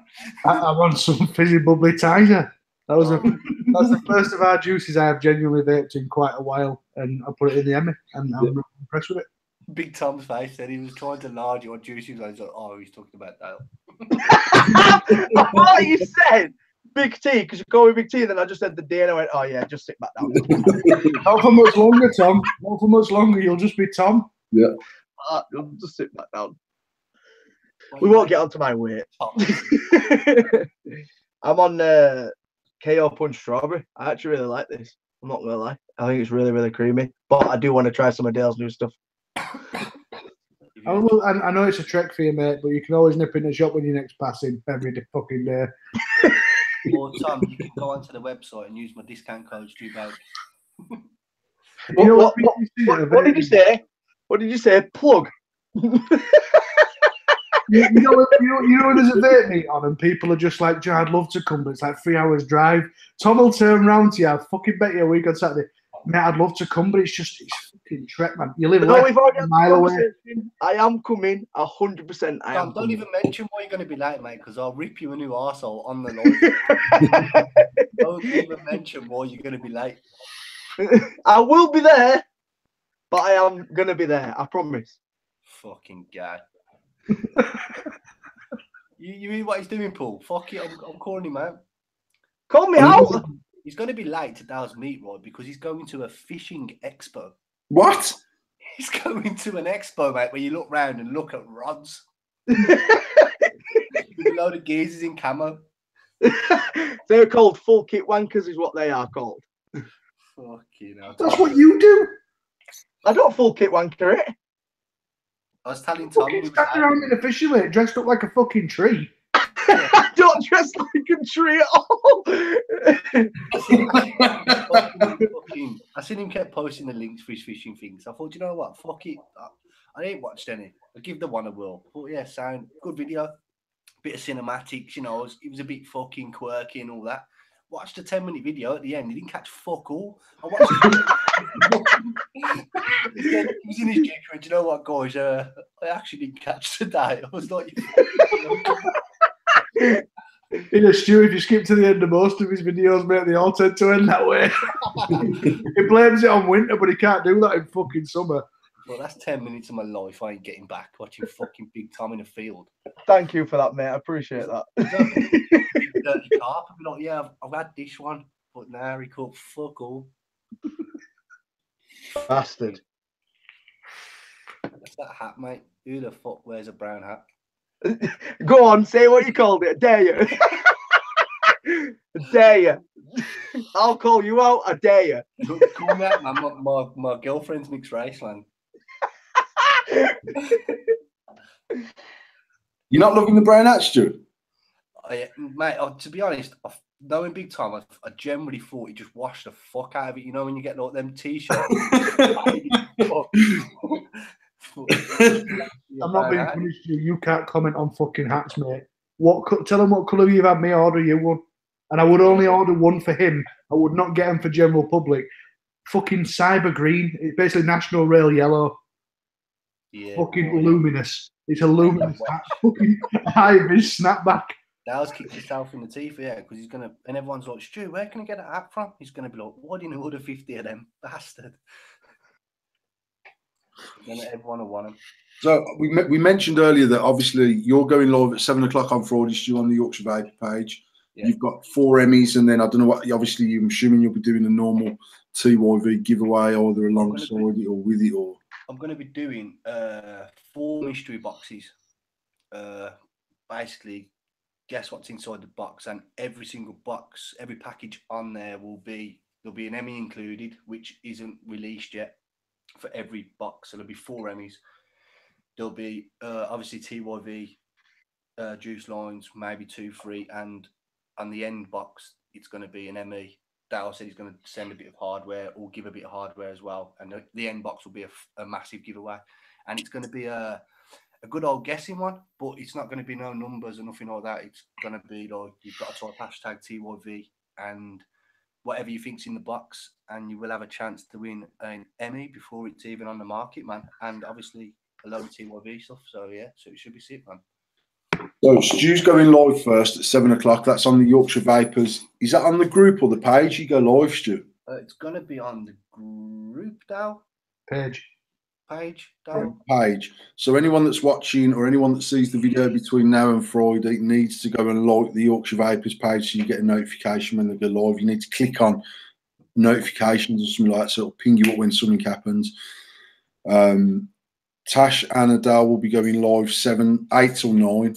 Tom and I will be going live 9 till 10. We are working on some sort of poster that we can get out hopefully tomorrow that will give the links to your social media platform, the links to Adele's, the links to ours, and then we've got a 3-hour marathon to give away 12 pre-release mods that seems to have got social media shook this week anyway. Certainly there seems to be a bit of hype around it, more than a lot of hardware I've seen launched in the last 12 months, really. Look at the price of it, man.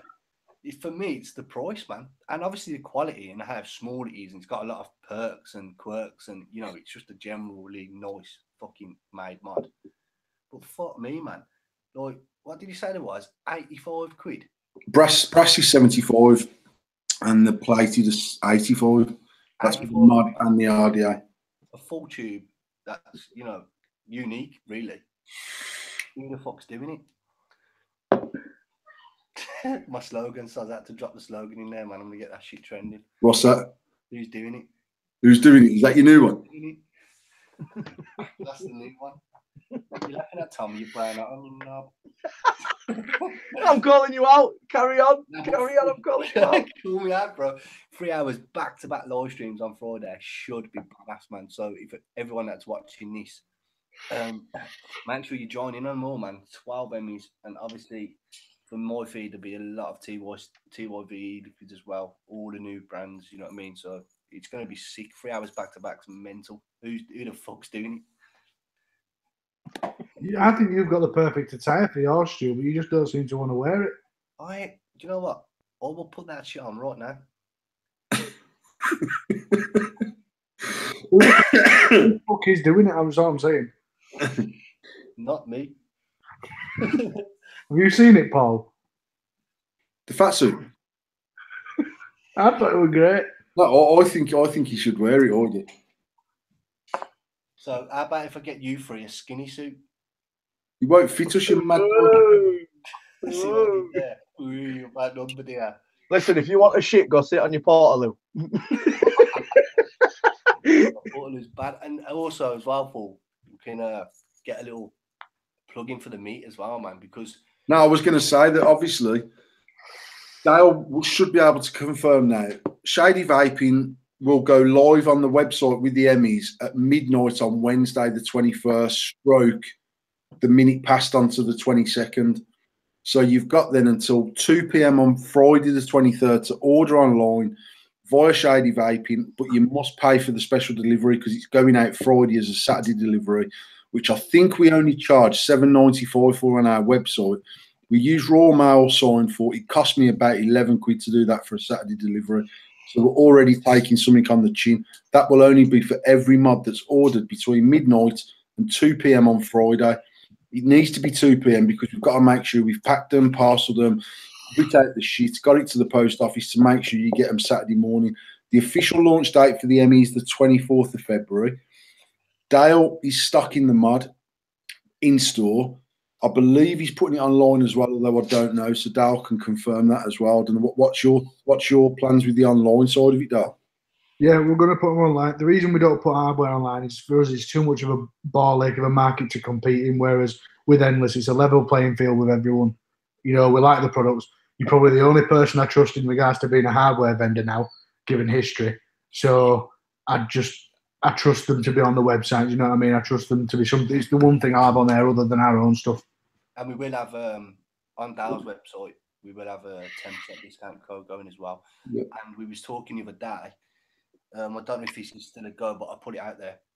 So on Dale's meet on the 24th, before a certain time, we ain't set no times or anything, but if you turn up at that meet with an Emmy in your hand, you will automatically be entered into a competition as well for a TYV competition in the shop. So I think the thing with that is we're definitely donating hardware for whatever competition Dale's got, which I'm assuming some sort of cloud comps and whatever Dale's doing. There's also a raffle at the meet.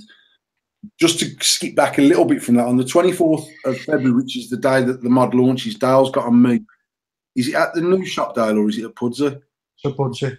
So obviously we'll share it on our social medias. Dale and Stuart will be sharing it on theirs. Dale's got a meet on Saturday the 24th of February at the Pudsey shop. We're donating some Endless for the whatever comps and whatever raffles he's got. Then Stu and I was talking the other day about someone winning an Emmy mod at the shop. I'm happy to put that mod up. That's not a problem.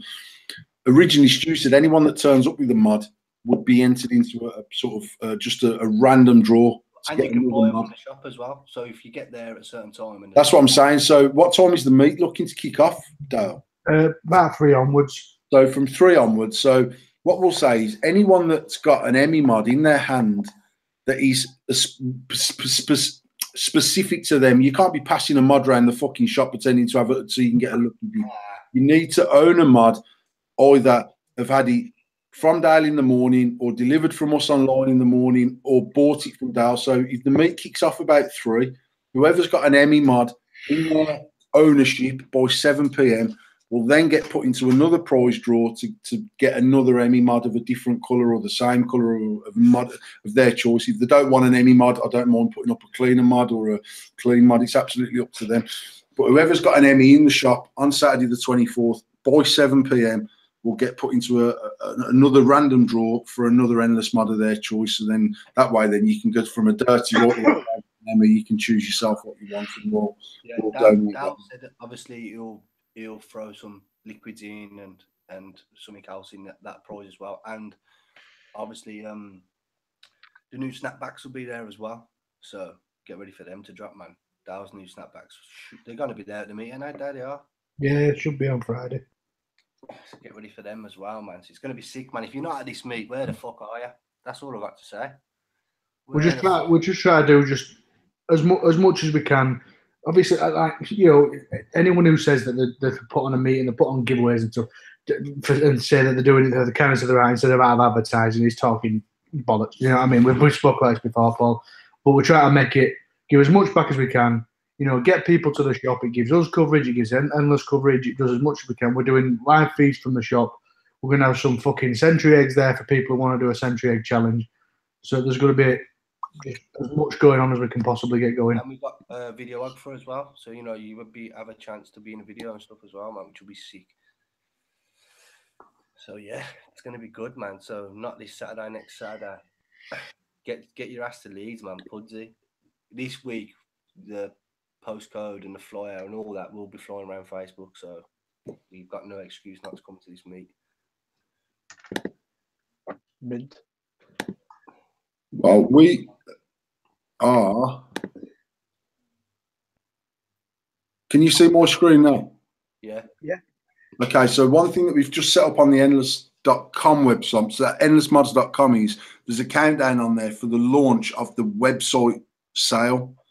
Anyone who registered their name and their email address in there to show some sort of interest, all of them names will also be put into a randomizer, and there'll just be one random winner of an endless mod.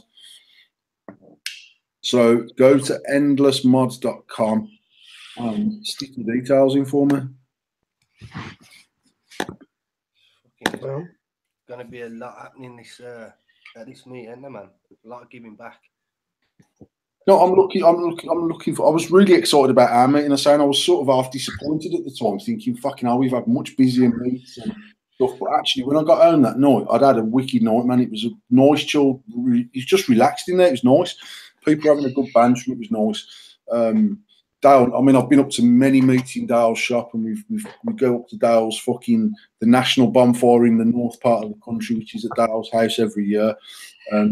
It's just good company, man. It's good company. It's good laugh. It's a good banter. It's chilled. It's just mint. So I'm all for getting some sort of vape thing going back again, getting some vape meets on, travelling about, putting more on in our shop. I'm sure Dale will put more on in his shop, and see what we can do to genuinely give the community a good kick up the arse and let them know that actually us guys are working together, man. We're not all at war with each other, and it's okay to travel to different shops and fucking try different liquids and different mods and just enjoy what you're doing, really. You say that, but I think we're the only people working together, mate. No, but you know what? The point that I made today when I had that meeting about our new liquids is that actually more people can work together. There's no reason why juice companies can't collab. There's no reason why mod companies can't. There's no reason why me and Mark Wilkes couldn't do some sort of collab with Suicide Mods, or why we can't do a collab with a juice company for a mod, or why Dale can't make liquid for us. And there's lots of things we can all do together, and we all benefit from that. And I'm not going to keep harping on about my big long rants on Saturday or Sunday, whenever it was on my big long status. But the essence of that is, I'm only prepared to work with people that will give a mutual benefit to what I'm doing. There's no way I'm spending my life pushing people along on a fucking free ride because I work too hard to do that. And I know Dale works too hard to do that. I know Stu does. I know Tom does. And I'm happy to work with any fucker in this industry as long as there's a mutual benefit to both companies. See, I took something different from your status. I had my thought more down the lines of never trust a dwarf. No, there you go. I knew Dale would take it. Never trust an American, never trust a dwarf, and certainly don't trust an American dwarf. I was on Vape Talk UK Tuesday, and I was saying to them, you know, imagine fucking if everyone, well, look, say if you had 10 people, man, and we all collabed together, we all threw a little bit in, and we all made a product and pushed it together, man, instead of being behind each other, because that's what all these new juice companies and these new products that are coming out, people thinking that it's one person grafting his products off. Unfortunately, it isn't. There's one person that's a multi-millionaire, and he's threw £1 million into his fucking scheme, and he's blasted it out in marketing, and he's doing it for as cheap as possible. There's no thought, there's no effort, you know, there's no passion behind it, man, where we've all of us in this thing, in this Hangouts call now on YouTube, have started from the bottom, and it's a fact. Yeah. Do you know what I mean? We haven't just gone, oh, do you know what? Let's throw this amount in. Look, Paul started off with hardly anything. Dale started off with hardly anything. Me and Tom have still got hardly anything, but you know, we don't what we do. Yeah, that's my take on it. And if there's any on that, I don't know, that's got a little bit of hate towards people or whatever. Like, I don't really say who I don't like and shit like that. Do you know what I mean? Because it's just not worth it. But there is a lot of people out there who'd love to fucking slap with a bat. I just hold it in. Do you know what I mean? I do my job.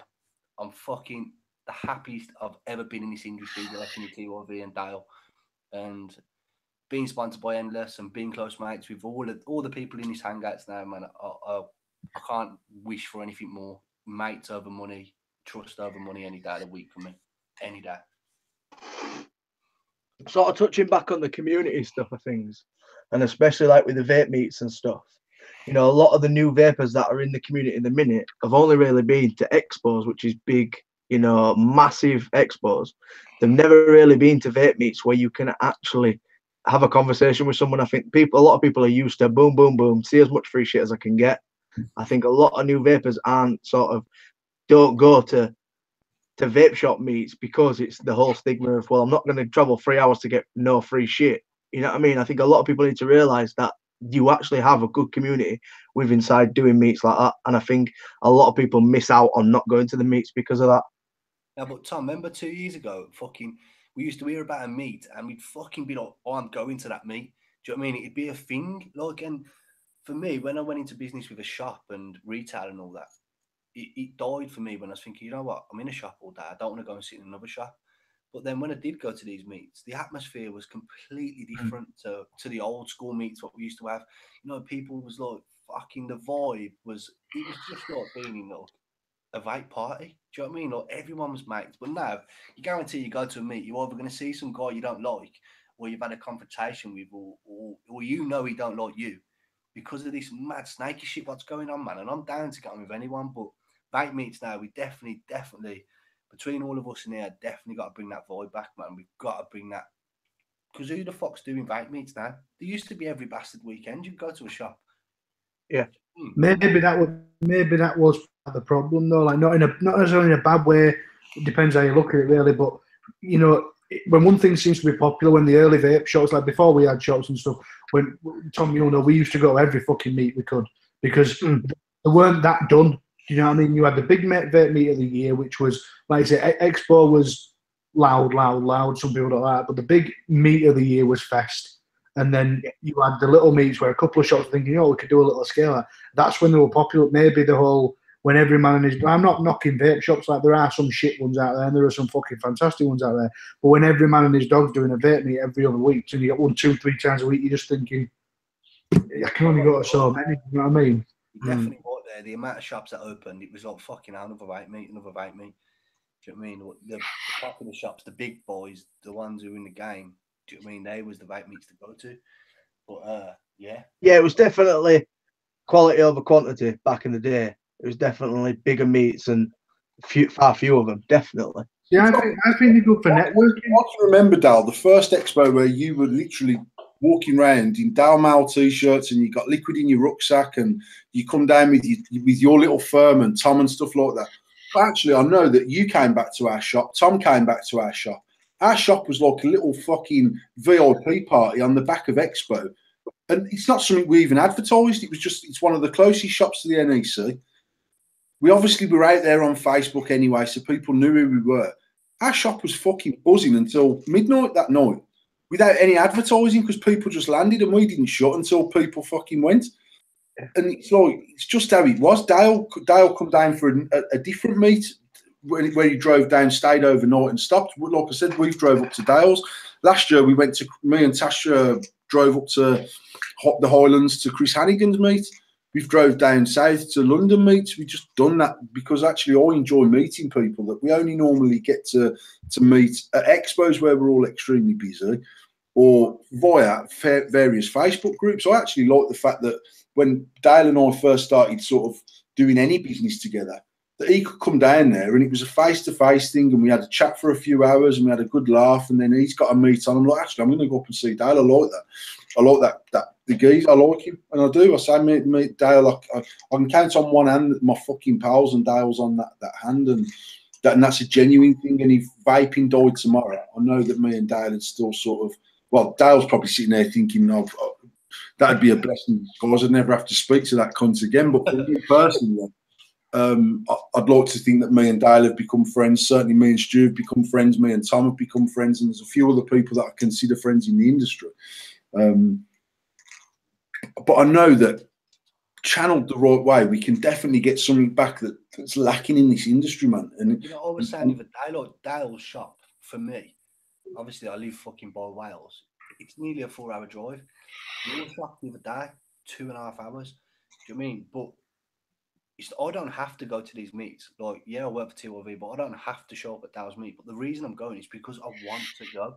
Because I know you're gonna get that buzz, you're gonna get that feeling again. Do you know what I mean? That's why I go to the vape meets, like yours, like Paul's, and a lot of others, man. Look, I won't just go to some guy that's like, yeah, he's a vape meet, because you just know everyone's there. Fucking, you know, I don't know. I don't like the atmosphere to them lately, but like we say, if we can change it, if we can start fucking popping them up every now and then, and bringing that fucking old school shit back. I think for meats, like I said, they're great for consumers, especially when they're done the right way and the right-minded consumers come in. Like I said, not the people who are just there. So I'm not going to knock a free ship again, because we all do live feeds to give free stuff away, and you will get the odd person coming in there who only ever enters a live feed to win something. You get people who are in there genuinely want to speak to you and they want to take part. You know, win or lose, they still come back every week. Not necessarily because it's just for the free shit, they want to take part.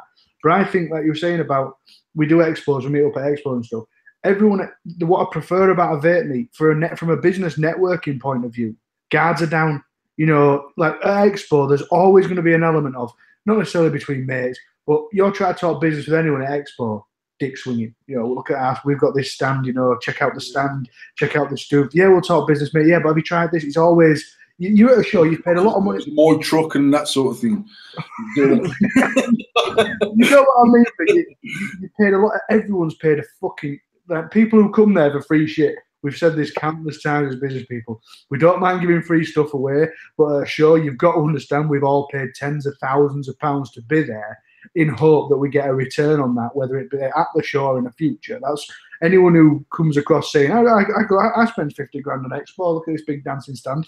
I do that because I like its colours. No, you're not. You're lying, right? Whereas you go to an Expo, it's more personal. Your guards are down. You can have a conversation that's a bit away from your business. Now, that's why I enjoy from a networking point of view. I met most of the people I speak to and deal with at meets. You know what I mean? That's and I think that's what I generally like about meets as well. Meeting consumers that you wouldn't usually meet on a day-to-day basis.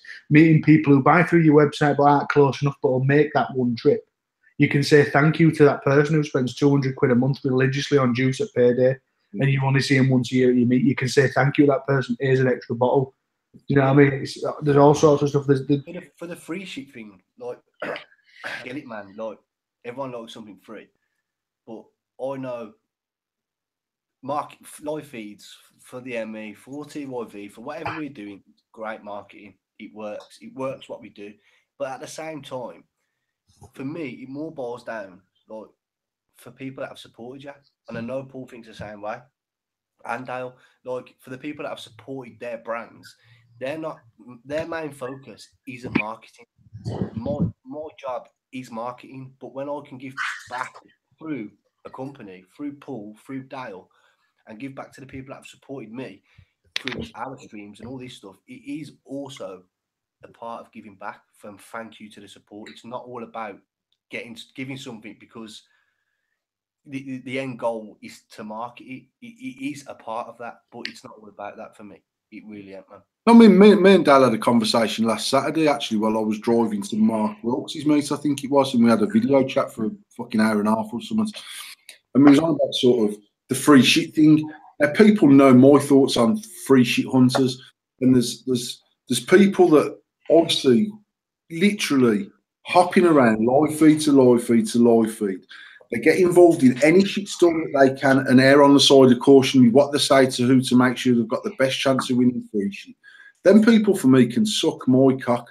Right? I'm not interested in giving them fuck all apart from a dose. That's it. Nothing else. But you know, the biggest one for me, mate, like what you've just said there is bang on. But the biggest one for me is when you can see these people. Like, don't think me, Paul, Tom and Dal don't fucking see the shit happening on Facebook, because we get a lot of screenshots and this, that, and the other, blah, blah, blah. But don't think I don't see these people slagging this other guy or slagging this other person, and you jump in a live feed, sucking the cock. That's what I'm saying. There's them people for me. I hope and pray never win none of our giveaways, because they're not the people I want to give back to. I said to Dale last Saturday, we started fucking like and share vape competitions, I think, before any cunt on Facebook. We were doing it right back in the day. We were getting fucking 30,000 shares on a post, 230,000 views on a post. We gave away a fucking 134 before I even could afford to own one, because I bought it just for the giveaway, and I didn't even have that mod myself because I couldn't justify the 130 quid on the mod.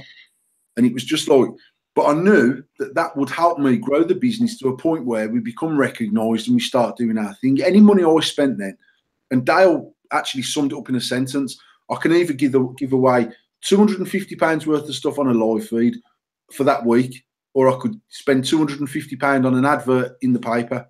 And ultimately, it's deciding how you spend an advertising budget. Now, I know that our live feeds attract people that will never buy our mods, but they would always try and win one. And when they got it, they may love it, they may hate it, but they'd probably come on and say how wonderful it is and thanks for the chance. They'll never buy one because they'll never part with 60 quid for the clean model. They'll never part with 130 for a cleaner or whatever. Yeah, but sometimes for me, they don't just watch. There is genuine people out there, and I've only just realised this thanks to Paul. That the general people, there is a lot of people that just want to watch you for who you are. It's not about what you're doing in them streams. I get a lot of messages, mate, like, saying, like, Stu, we follow you because of you. We follow Paul because of Paul. You know, we follow Tom because of what Tom does, man. And there is a small number of people out there that generally do want to see you in a stream. It's not many, but they are out there, man. Mate, there's a really easy way to spot them. You give away 10 prizes, right? You say your live feed's going to be an hour no matter what goes on. You give them prizes away by the 30th minute, and you watch the viewers who are left after that 30th minute. By minute 31, you know who's there for you. Yeah. And you know who's not there for you. And that's what I was saying to Stuart the other day, Dale, is that some days I've drove to work and I've put my live feed on just because I'm sat in traffic and he texts me half an hour and I've had a rant at some cunt, or someone's cut me up and I've called them a cunt or whatever. It's just literally me being me, having a vape, driving to work, and I've pulled 60 viewers. I've done a live feed where at our peak we've had 600 viewers. And the minute that the fucking prizes are done, I'm back down to 60 people. Them 60 people are the same 60 people that will watch me driving to work being Paul. They're the people that are watching because of me. They want to watch me for whatever reason. Stuart's got the same followers. Tom's got the same followers. Dale, there's people that tune into your shop live feeds. I always tune into them. I'm not, you know that I do. If I'm available, I'll look at your live feed. Even when Stu was doing live feeds in his previous job, he'll tell you. I always, if I could, I'd get involved and I'd have a banter. If Tom does a personal live feed, I'm on it.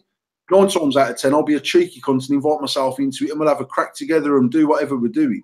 But there's other people that I would never watch their live feed if they were giving away fucking £1 million notes, because they're dull motherfuckers. That's genuinely my opinion. That's my honest opinion. That's not aimed at anyone. I see lots and lots and lots of live feeds on the daily now. Lots of people giving away absolute shit. Now, that's not decrying them people giving away, because what I consider shit, another vapor might consider a luxury. So on that basis, they're giving stuff away, but their live feeds are fucking dry, man. And there's no way any cunt would tune into them if they were just sat there in traffic, having a vape, driving to work. I just know that they wouldn't be. You know what the worst thing is, though, Paul? A lot of people think that when we're doing our streams, or when we're doing what we're doing, like, they must think, right, I'm going to be Stu Vapes now. Like, the people that know me personally, I'm like that on a fucking daily basis. Like, I want to joke and a laugh. Tom can tell you, do you know what I mean? Paul, everyone in here, there's no front to these streams. This is who we are. These are the people we are on a daily basis. Like, I have a laugh and a joke no matter what I do. Obviously, there's days where you're pissed off. But I don't know, man. There's a lot of streams. I had an argument in the stream earlier with some geezer saying, this is exactly what he was doing. He was going, this juice here is 120 ml of juice, £7. You can't moan at that, £7. It's an amazing juice. I was like, hang on, mate. I've never heard of the juice. I'm not knocking the juice. But has he got hundreds of thousands of pounds worth of machines? Has he got 15, 20 staff? Has he got fucking, you know, is he putting his back end into it, or is he just fucking slamming some juice in a bottle, mate? That's why he can sell it that much. And this geezer's blowing smoke up his arse. And that, for me, the industry's getting fucking absolutely battered, man, because of how easy it is. I think it's the enjoyable side to it, Stu. I think, you know, a lot of people don't realise, yes, we are doing sort of marketing and stuff like that. And, you know, obviously we are very open and honest about what we do. But it's fucking 10 to 10 on a fucking Wednesday night. We're sat here. We're not doing this for fucking. We enjoy ourselves. Fucking balls deep in someone, and I'm sat here doing this. You know, we do enjoy ourselves. We have a giggle with it. That's the main point. And I think people lose that idea that we do actually enjoy doing what we do. So when we get someone turn around and go, I said 13, 20 minutes ago, you're a cunt. We're doing this because we enjoy it. We do it because we want to laugh. The day I wake up and, like, I fucking love vaping. Like, it's made me who I am today. I am sitting here in this house because of vaping. There's not many people that know that story, but Paul can back me up on it. And it's like, for me, and I've said it to Dale, and I've done it before.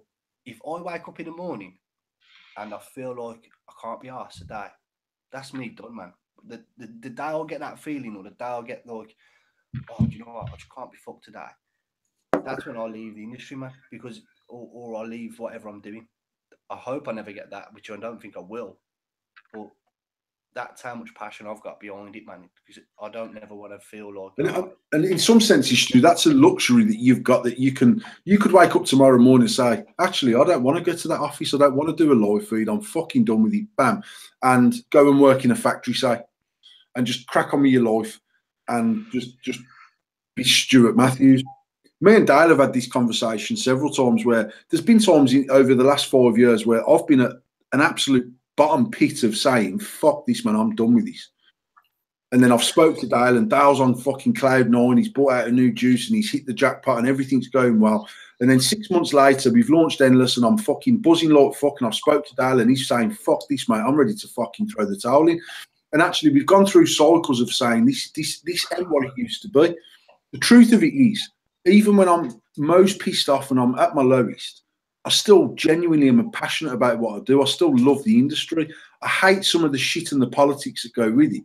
And I do hate it. And I hate the fact that it's become that thing. It goes with everything though, don't it, mate? If you work in a factory. Yeah, but I was going to say, I don't, and again, that conversation Dale and I had on Saturday was, that will always, it's only because we're so out there personally. We've got our businesses, we're on social media, we're doing live feeds.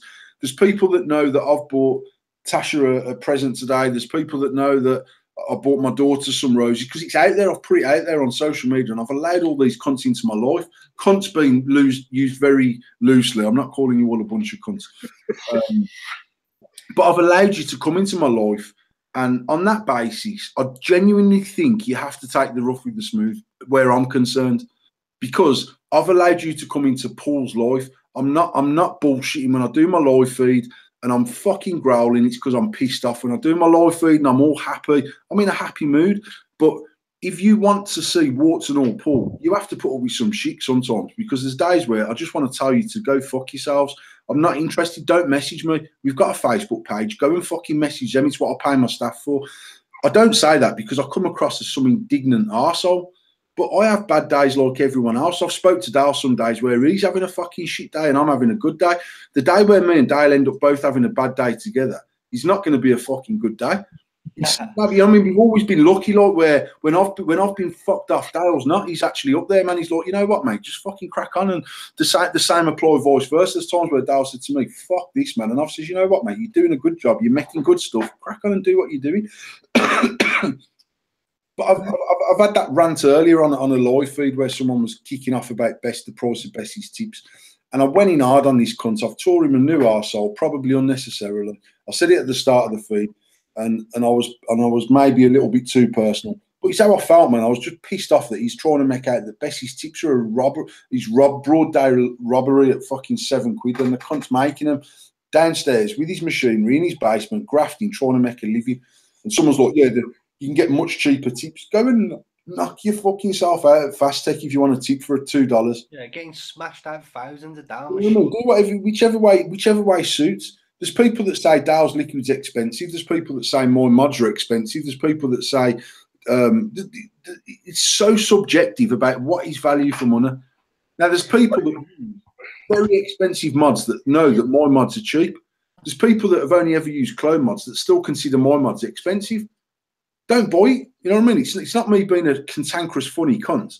I've put them out there at the best price I can put them out at. That's you being you, bro. That's what people want. No, so I'm trying. You know, I mean, I've said to Dale earlier on this mod, we could not distro this mod if we wanted to. We can wholesale it.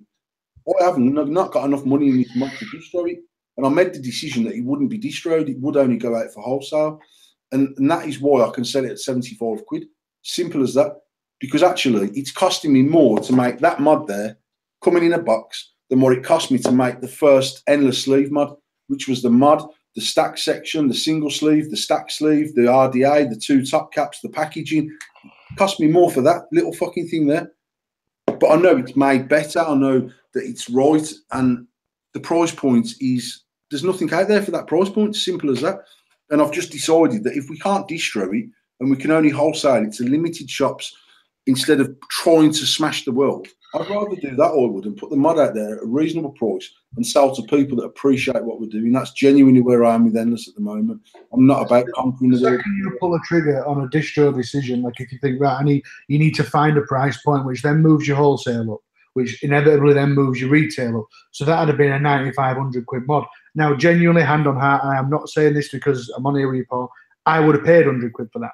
No word of a lie. I would have paid 100 quid for that because it's a full fucking, all it needs is a battery. Do you know what I mean? It's not breaking the bank. And I'm not saying that from anyone's point of view. I don't believe 100 quid for that is unreasonable. But the fact that you've chosen not to distro it, I mean, letting Tom handle it's a different story. We'll talk about that later. That shows the difference between. So you could easily just turn around and say, right, whack 25 quid on retail. I'll just send all these to one geezer. I've made my stacks, let him deal with it. There's a difference. You want to be personally involved with it, especially with the name behind it as well. You can tell that. And this is the difference. What Stu said about the 7 quid juice thing, someone throwing shit in a bottle and just not really caring. That's the difference between a marketing machine and a family value-owned company. I've got Mary's Kitchen based on my grandma. You'll notice I've got a picture of my grandma and granddad in every shop, even in my office. Your mod's named after your daughter. Do you know what I mean? You won't get totally wicked out bringing out a mod called, I don't know, the Ben, if you had a son called Ben. You know what I mean? It just won't happen. Do you know what I mean? And that's the difference between a company with values. It shows values, not monetary, but do you know what I mean? Like, I know there's people out there, mate, that think I'm a multi-millionaire. I know there is. Now, a lot of people don't know you got a. There's some cunts in here who think I'm one, mate, and I'm definitely fucking not. I'll get Tom to edit that out. People that think we've made millions of pounds. Now, I know, hand on heart, one, I still work full time. I don't do that because I'm a greedy cunt. As it goes, I've been in that job for 23 years today. Today is my 23rd anniversary of working in that factory. Hey, and I genuinely, you know what, mate? 2 years, he needs to get me a fucking gold Rolex, the cunt. But I genuinely have the same passion for that job as what I've got for vaping. I love it. I love doing what we do. No day's ever the same. I go in there. I never know what I'm going to get fucking hit with. I enjoy doing what I do there. And I never give it up on the basis that I didn't feel I had to. Now, I know that I could have given my job up 5 years ago when we first started this, and we could have plowed every single ounce of time and effort and money into growing Shady Vaping, and we could have been multimillionaires. And I know that for a fact. We could have had... Shady Vaping, Endless Mods, and a full-time job. You're definitely a millionaire, mate. But what I'm saying is, look, I made a decision 4 years ago, within 6 months of opening that shop, that I'd never open another shop. Now, I'm not going to lie, our little shop at Yardley was very profitable. It's been a fantastic business for us, and it's given us a good lifestyle and all of that thing. But I know, had we have replicated that in very short succession after the first one, we'd have been just as successful in shop 2, in shop 3, in shop 4, shop 5, shop 6, because we were so early on the game of putting up bricks and mortar shops. Now, I know that would have made us millions and millions of pounds, literally, more than what I will have earned in the next 20 years in my salaried job. However, I said to Tasha, I enjoy my job. The vaping was never something Tasha wanted to do. It was my baby. It was something that I felt could give us a lifestyle. Tasha embraced it 100% because that's what she does, because that's how we work together as a team. But she said to me at the start of this year, I want to do something for me. I want to do something that I enjoy, something that's my baby. And I'll do that. I'll happily put our money into something that she wants to do.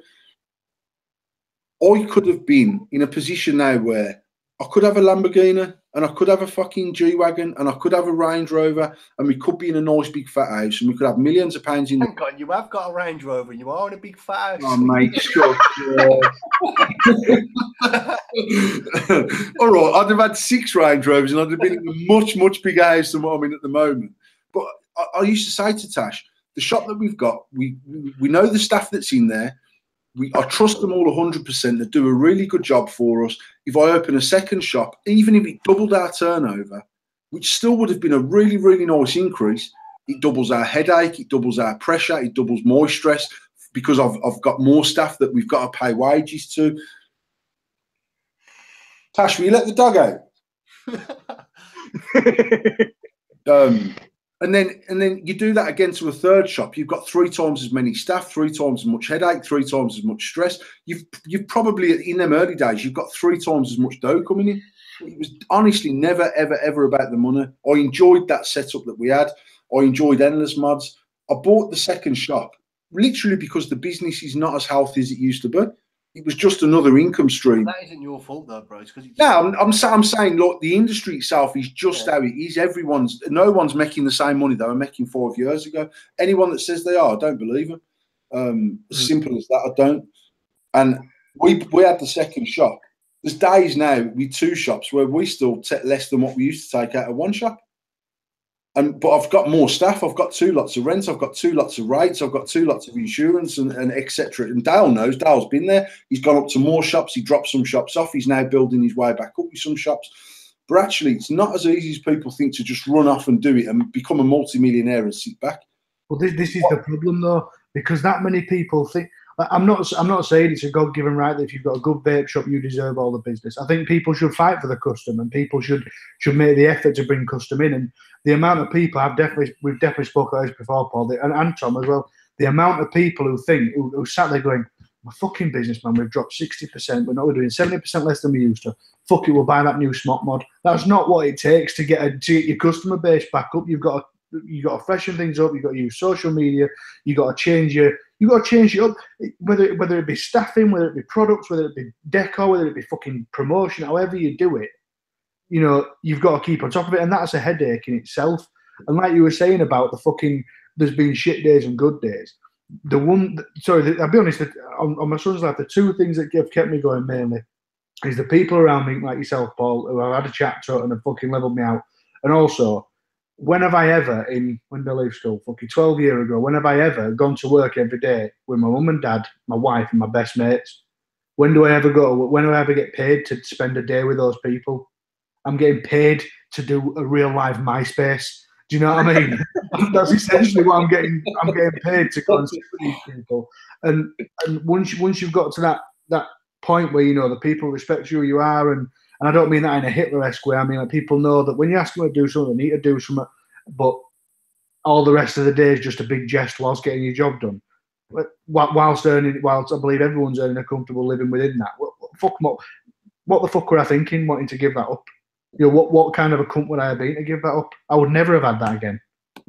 Yeah, look, I think the bottom line is, mate, that even if you're doing something, I mean, even Stu, as much as he's just said, if I ever wake up and say, I don't want to do this today, Stu ain't going to make a decision based on waking up one morning, because I've spoken to Stu some days where he says, fuck this, mate, I'm done with it. And actually, I've spoken to him the day after that, 24 hours later, and he's fucking on fire and he's doing what he's doing and he's loving life. Shit happens, man. People have bad days, they have good days, they have bad periods. I went through 6 months at the galvanising factory where I literally, probably even shouldn't say this on something that's getting recorded live, but I went into that factory for 6 months and done not a stroke. And I thought, you know what, I don't even want to work here. Definitely shouldn't say that.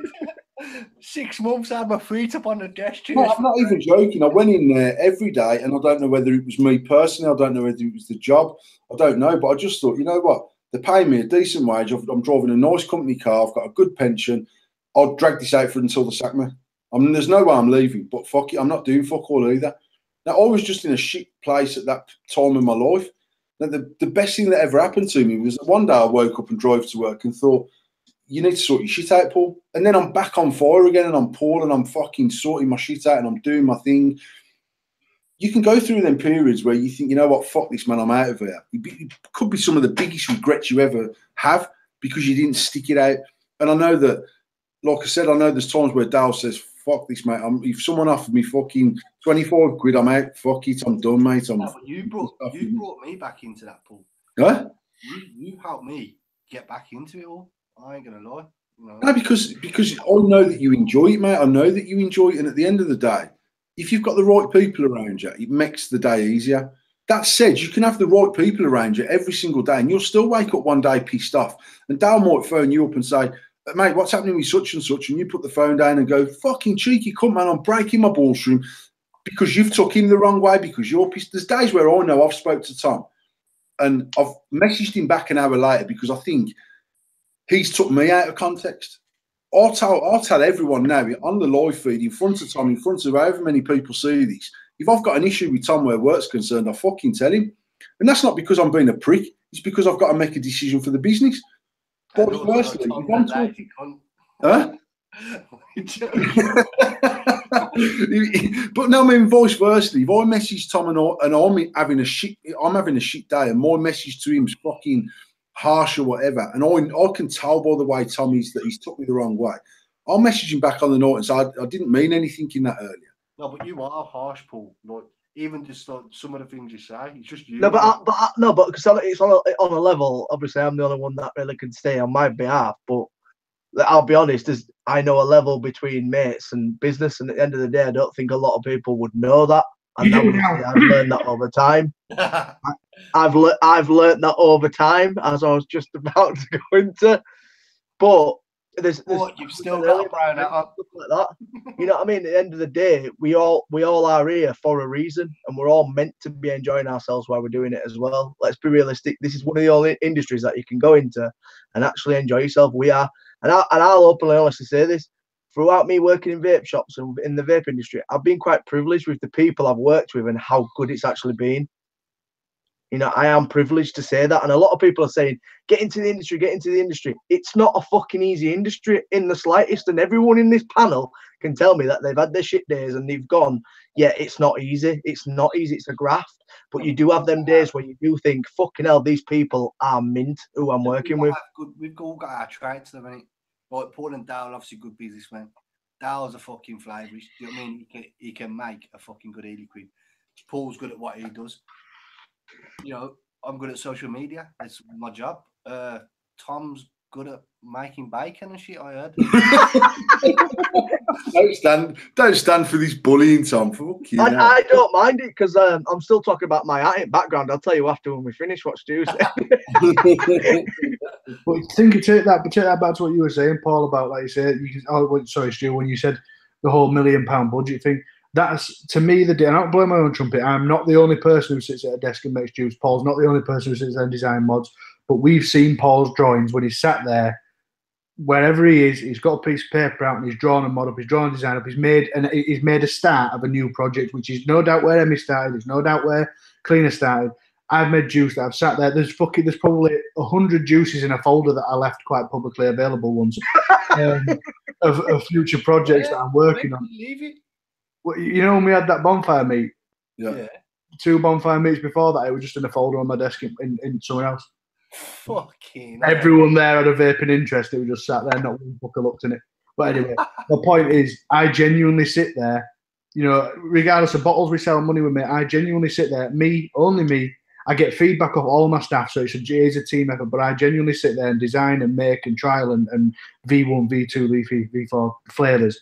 Paul does that with all his mods. I know that. We've seen it on social media. That there's a difference between someone who personally designs a mod that they own, the company that they own, and a company, to me, where people with products that need marketing. A marketing machine is someone who has £1 million and a marketing plan and they just want a product.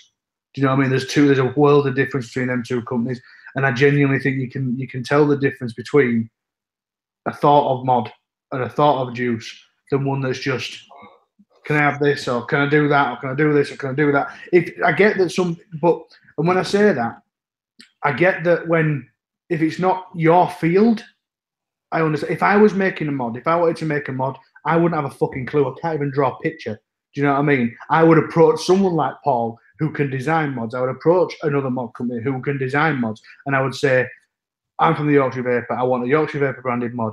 I don't know how to fucking draw it. Me as a juice company, if I, as a juice firm, was getting someone else to make my juice, that's a marketing machine. Right? That's, do you get what I mean? There's a difference. That's what I'm trying to. The bottom line is, mate, is that we all know, the 4 of us know here, that branded right, the shittest liquid can sell the biggest volume. Yeah. Simple as that. And one thing that I've said, and I've said it many times, I've said it on live feeds, I've said it on various different platforms. The vaping industry is full of people that, by and large, is very conscious about putting the head above the parapet. I'm trying to choose my words carefully here. They're very conscious about putting the head above the parapet. So you've managed to build up a reputation, Dale, of being you and doing your thing, and you've got your following, the same as I have, like I said, the same as Stu and the same as Tom has. And you can put a liquid out there that you think's the best thing since sliced bread. So I try that liquid and I genuinely like it, because I'd never blow smoke up your arse. And if there's a flavour of yours I don't like, I don't vape it. And I've never said it's a shit liquid. It's not my liquid. It's not something that I can vape. Something with lychene's not my fucking thing. I don't like lychee. It's fucking horrible, in my opinion. However, I know some of your liquids that contain lychee are up there with the biggest selling liquids that you sell. So that just proves the point that my fucking taste buds are to bollocks. But the point that I'm making is, if I say, fuck me, that one's nice, and then someone else tries it and goes, fucking hell, that's disgusting, they'll still post up on social media and say, I've tried that new liquid, it's fucking lovely. So two other people buy it, and one of them likes it and one of them doesn't. And the one that doesn't goes, fucking hell, you're right, I really enjoyed that liquid. And two of his pals buy it. You don't find that people there's not many people that... Do you not find that people are saying they like liquids that lately for the sake of it? Because I fucking... You know what, Stu? I think it's... I honestly think it's easier now than ever before for someone to say, I don't like that. If I go back 3 years, someone who put their head above the parapet and said, that mod is shit, got fucking shot down to fuck, even if the mod was shit, because enough people had said it was good. The same happened with liquids, the same happened with hardware, the same happened with fucking vendors. It was just a thing where I know there was people that had said to people privately, I don't like that mod that Paul's made. I've tried one. I don't like the switch on it. And they'll say on a fucking big forum like Mech Addiction or UK Vape Trades at the time, fucking well done, Paul, that mod's the bollocks. And I know he's told someone he thinks it's fucking shit. Yeah. Now, I genuinely would rather someone say to me, you know what, mate, I tried your mod and it's not for me. Dan Rickard or whatever his name, he said to me, I've tried it. It's not a bad mod. It's just not a mod for me. I actually really appreciate that honesty, more so than someone saying, oh, mate, your mods are the best fucking thing since sliced bread, and telling every cunt in the background they're shit. Because that doesn't take me any further forward as a business. It doesn't give me anything to look at and say, how can I change this? How can I improve it? That happens. You said the other day the exact same thing. With juice specifically, even with mods, there's a world of difference in the juice part of the game. There's a world of difference between a juice you don't like and a bad juice. Oh, absolutely. If something's got a fucking floating pube in it and the colour's separated and it tastes like chocolate biscuits when it's meant to be a fucking lychee and dragon fruit, that's a bad juice. That's a really bad juice. But if you make someone a chocolate biscuit and they vape and they go, no, chocolate biscuit just isn't for me, you'd be like, no problem, mate. With fucking 50 flavours there, I can't please everyone. There's some that I guarantee Stu won't like out of our range. There's some you won't like, Tom will like. Me, this is going to sound really dicky. I don't like hardly any of our flavours, but on the defensive side, I do smell it every day. You know what I mean? My office is fucking 2-3 meters from clean room. I can smell it. It gets to you. Do you know what I mean? I don't, not vape because I don't like it. Like Ty, this is a new one. I haven't smelled enough of it yet. In about 2 weeks, I'll be throwing it out the fucking window. Right? It's the same as being a gynecologist. I don't know. Mate, if you spent all day prodding around at gammy... Mate, if you're a gynecologist, you spent all day fucking smelling it from the clean room. The last thing you want to do is get stuck into it when you get home. Exactly. A lot of people saying about like how I'm worth a TYV now. Like a lot of people are saying, "Oh, Stu just gone from fucking V-Juice to TYV." That wasn't the case because it wasn't out in public for 2 weeks. Was it, Paul? 2 weeks minimum, was it? Nobody knew what was going on, or it wasn't out in public that I'd left V-Juice. And hand on heart, I'm not just saying it, but Paul can vouch on this because he was the only person I was talking to and knew really anything about what was going on. Was I work for TYV because it's generally the only other company, juice company, I'd work for. I ain't jumped from one company to another. I could have put out in public that I was looking for a job, and I could No, guarantee. I know, and I can vouch for Stu. Obviously, I didn't even know Stu had left V-Juice at the start myself. Yeah, true. I didn't, you know what I mean? And actually, I hadn't been to the offices much. I hadn't really spoke to you much. I didn't know that you'd gone. And you'd been gone 4 or 5 days before I even knew that you'd left there. Yeah. One thing that Stu said to me after he'd secured a job with Dale was, if I hadn't got a job with Dale, I think I'd have gone and done something completely different because there's no one else I could get behind and be passionate about as I was with V-Juice with anyone else. There's no one else I can think of in the UK that I could do that thing that I've just spent the last 13 months doing. And to be honest, the reality is, Stu, you could still do your job for a company that you didn't like. Yeah, but I wouldn't. But you'd never do it with the same passion. No way. I wouldn't do it. And when Dale messaged me and said that you'd got a job, that he'd employed you, and what did I think? I said, you know what? One thing I could say about Stu is he's absolutely passionate about what he does. He's keen to do a good job, and he will do a good job for you.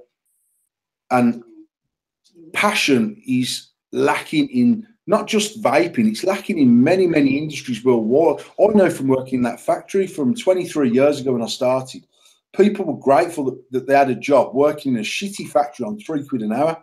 That's where I started, £3 an hour. But you know what? I used to bust my balls. I worked overtime. I worked Saturdays. I worked Sundays. I earned as much money as I could, and I slowly but surely worked my way up the ladder. But I've always been passionate about that place. I don't know why. It was something that I got in there, and I was like, I can get my teeth stuck into this. Now, I'd have never lasted there if I weren't passionate, because it was just a shit job when I first started. It was horrible. I'd go home fucking stinking of fucking acid and fucking covered in shit, but I still enjoyed what I'd done. And it's like with vaping now. I genuinely enjoy what I do. I'm genuinely passionate about what I do. I'm genuinely excited about that mod. I'm more excited that the mod's created some excitement amongst other people. And not because potentially that converts to sales. I haven't seen nothing launch in the last 9 months that's caused any stir whatsoever. Not a liquid, not a mod, not some hardware, not fuck all. And yet 3 years ago, we'd hear about these things that were ready to drop. And I'd be phoning down, mate, have you got them in yet? Fucking send me fucking a dozen down, man. So I've got some. I need them. Now, I don't even know what the latest smock mod is, mate. I ain't got a fucking clue. We sell it in our shop. I don't know where it is. They're just fucking new shit comes in, new shit comes in, new shit. And I think that's where some of the passion's gone. It's just become a thing to do. People just vape. Whereas back in the day, it was more like, oh, mate, have you got that mod? And I'd say, I ain't got none, but I know James has got some at Evo. Oh, means I'm off to James to get some. Then go to James's. I ain't got none, mate, but Paul's got some down at Shades. That's how that's genuinely how it was. You know what I mean? And that's gone. It's gone. I don't know. I honestly don't know whether that can come back. I'll do my damnedest to try and fucking get people around me that can make it work. I'm sure we can.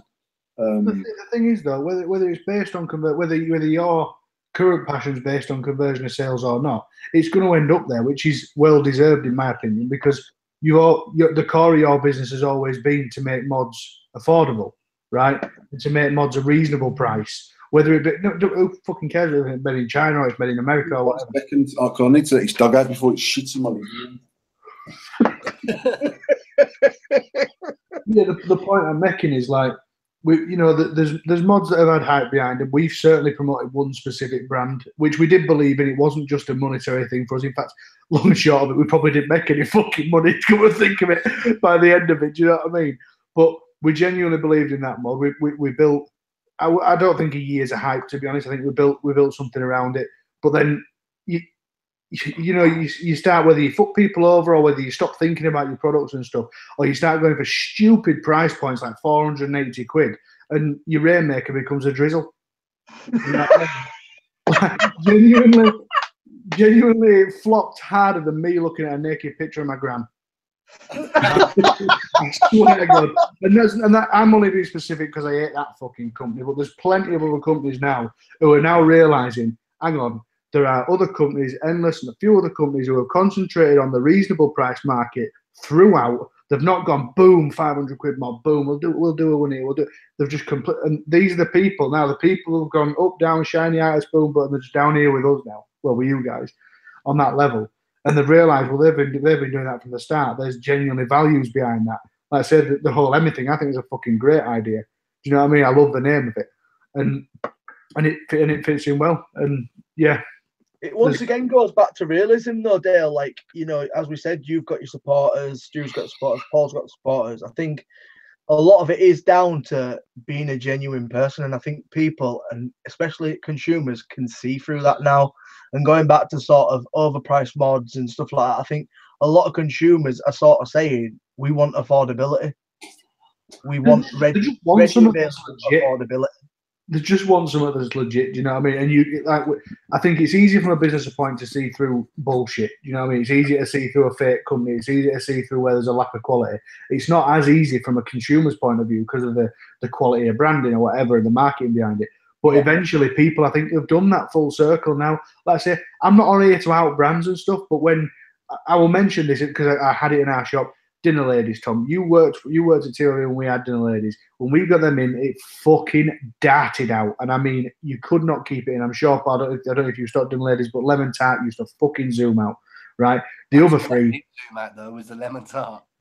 No, well, that's my point though. This is not it. Even the fucking company themselves got used to the fact that one of them, the brown bottle one, the maple dog shit, or whatever it was, just they had to change it. Do you know what I mean? They had to, and this is not a dig at them. There's fucking countless other companies, but you know, people are now seeing that. They've thought, right, I've gone through the part of not being able to pay my rent because I bought 2 fucking mods at 500 quid each, and then I'm going full circle thinking, right, I've got this budget this month, and I'm going to spend it on vaping because it's a hobby of mine, it's a passion of mine. I need to spend it wisely now rather than just fucking it off on 2 mods. I'm going to have to sell and lose half the money on UK vape trays next week. And they're spending the money wisely and they're looking at products now. Before, they were looking at, how many times have you heard this, Paul? What's new? And whatever's new sells. They don't give a shit what flavour it is until they get home and they've got 120ml bottle of piss. Right? Honestly, I think I can sum it up and then finish tonight's show. When we first launched the Endless Mod, someone put in a 4, I think it was not Mech Addiction because I weren't in Mech Addiction when we first launched the mod. So it was probably UK Vape Trades. I'd put a post up saying the mod's coming and someone said, how much is the mod, mate? $99.99. That's for the first 100 and I think it went up to about 130 after that. But for the first 100, $99.99. And the mod was serial number matched to the RDA, etc. And that's the only time we've done that. And someone said, oh, it must be shit. And I was like, why? It's only 100 quid. And I was like, what does that mean? It's shit. Oh, an AV cost fucking, at the time, 170 just for the Able mod. Plus, by the time you stick a battle deck on it and a Modfather cap, you're looking at another $1 or another fucking 120 even. So then you're up to nearly 300 quid for your fucking setup or a bit more than £300. And I was like, so if I charge people $225 for it, would you consider that a better mod? Do you honestly think I'm going to get better machining if I add 125 quid onto the price of my mod? Or do you think it's going to get you more hand checks, more likes on your hand check? Do you think it's going to get you more Instagram followers on your hand checks?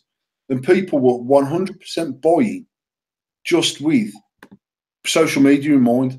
Oh, no, AV's the flavour of the month, man. I'm going to spend my dollar. And there's me sat here, Dale sat there, Tom sat there, Stuart sat there. All of us have blew our arsehole on one mod or another mod. All of us.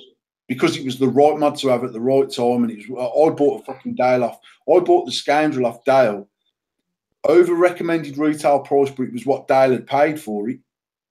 At a time where Dale could have sold that mod for fucking 650 quid. And I remember messaging Dale. In fact, we had one off Dale, one off James. I might have even had one off Tom. I can't remember. I bought one off James and one off Dale. And both of them reluctantly sold me the mods because there was potentially a few hundred quid profit in them. And Dale said to me, you know what, mate, it's you. You can have it for what I paid. I can't remember what that figure was. It was about £1,000 or something like that. But I mean, my collection, Paul, how many I collected. And I didn't just do this because I get free mods off Paul, because I've bought Endless mods as well. Yeah, Paul does give me his products like he does Tom, like he does other people, because I'm sponsored by Endless. That isn't part of the sponsor why I get free mods. I get mods off Paul because we rep it. But at the same time, I sold all my high-end mods for absolute pennies because I'm sitting there thinking, hang on, I've spent a bag of sand on that. It's only worth £2. I've spent fucking £6 on that. It's only worth a £1. Fuck it, I sold them all. And literally all I've got now, mech-wise, is Endless. Because not because it's free, because it's affordable. And if it wasn't sponsored by Endless and I did have to buy them, I'd buy them because it's fucking. Why am I going to spend £5 on a mech when I can buy an Endless for fucking quarter of the price that does exactly the same thing and performs the same? Fuck, all the people were saying Ali and this, that, and the other. And look at them all fucking this. I'm not going to name no names, but there's no fucking difference, mate. All you're doing there is you're paying over the odds for a mech that does the same fucking job as any other mech. Go on.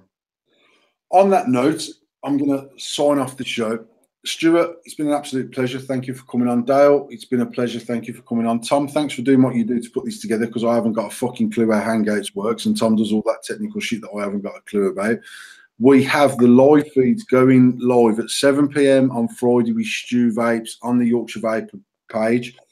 We have Natasha and Adele going live at 8 o'clock on the 2 Girl 1 Vape page. Tom and I will be going live probably on the Endless Mods page, I would think. You've got the chance of winning 12 mods. We will get some sort of posters done for sharing on social media over the next 48 hours or whatever we've got before the live feeds start. Everyone who's tuned in, brilliant. Thank you to Natasha and Adele for coming on earlier. That's me done. So thank you. Keep it TY motherfucking V. Peace. Right, I'm signing out now, guys. Have a good one. Thanks everybody for watching. Actually, before we go, I know Stuart's jetted off and Dale probably flying off for a second. I just want to say before we go, that we've still got 49 people in here. I want to tell you how much we do appreciate you spending your time listening to us, having shits and giggles. I'm doing the giggling, Dale's doing the shits. But we do appreciate you coming on every week and watching us, because we do have a giggle with it. It is now 10:30. We should be, romancing our other halves, but we're not. We're talking to you about vaping, so we do enjoy it. Yeah. So we'll see you next week, and make sure you get on to the Yorkshire Vape page, the Endless page, and 2 Girls 1 Vape to make sure you get your chance of winning an Emmy. I'll take it easy, guys, and see you later. Love you, Dale.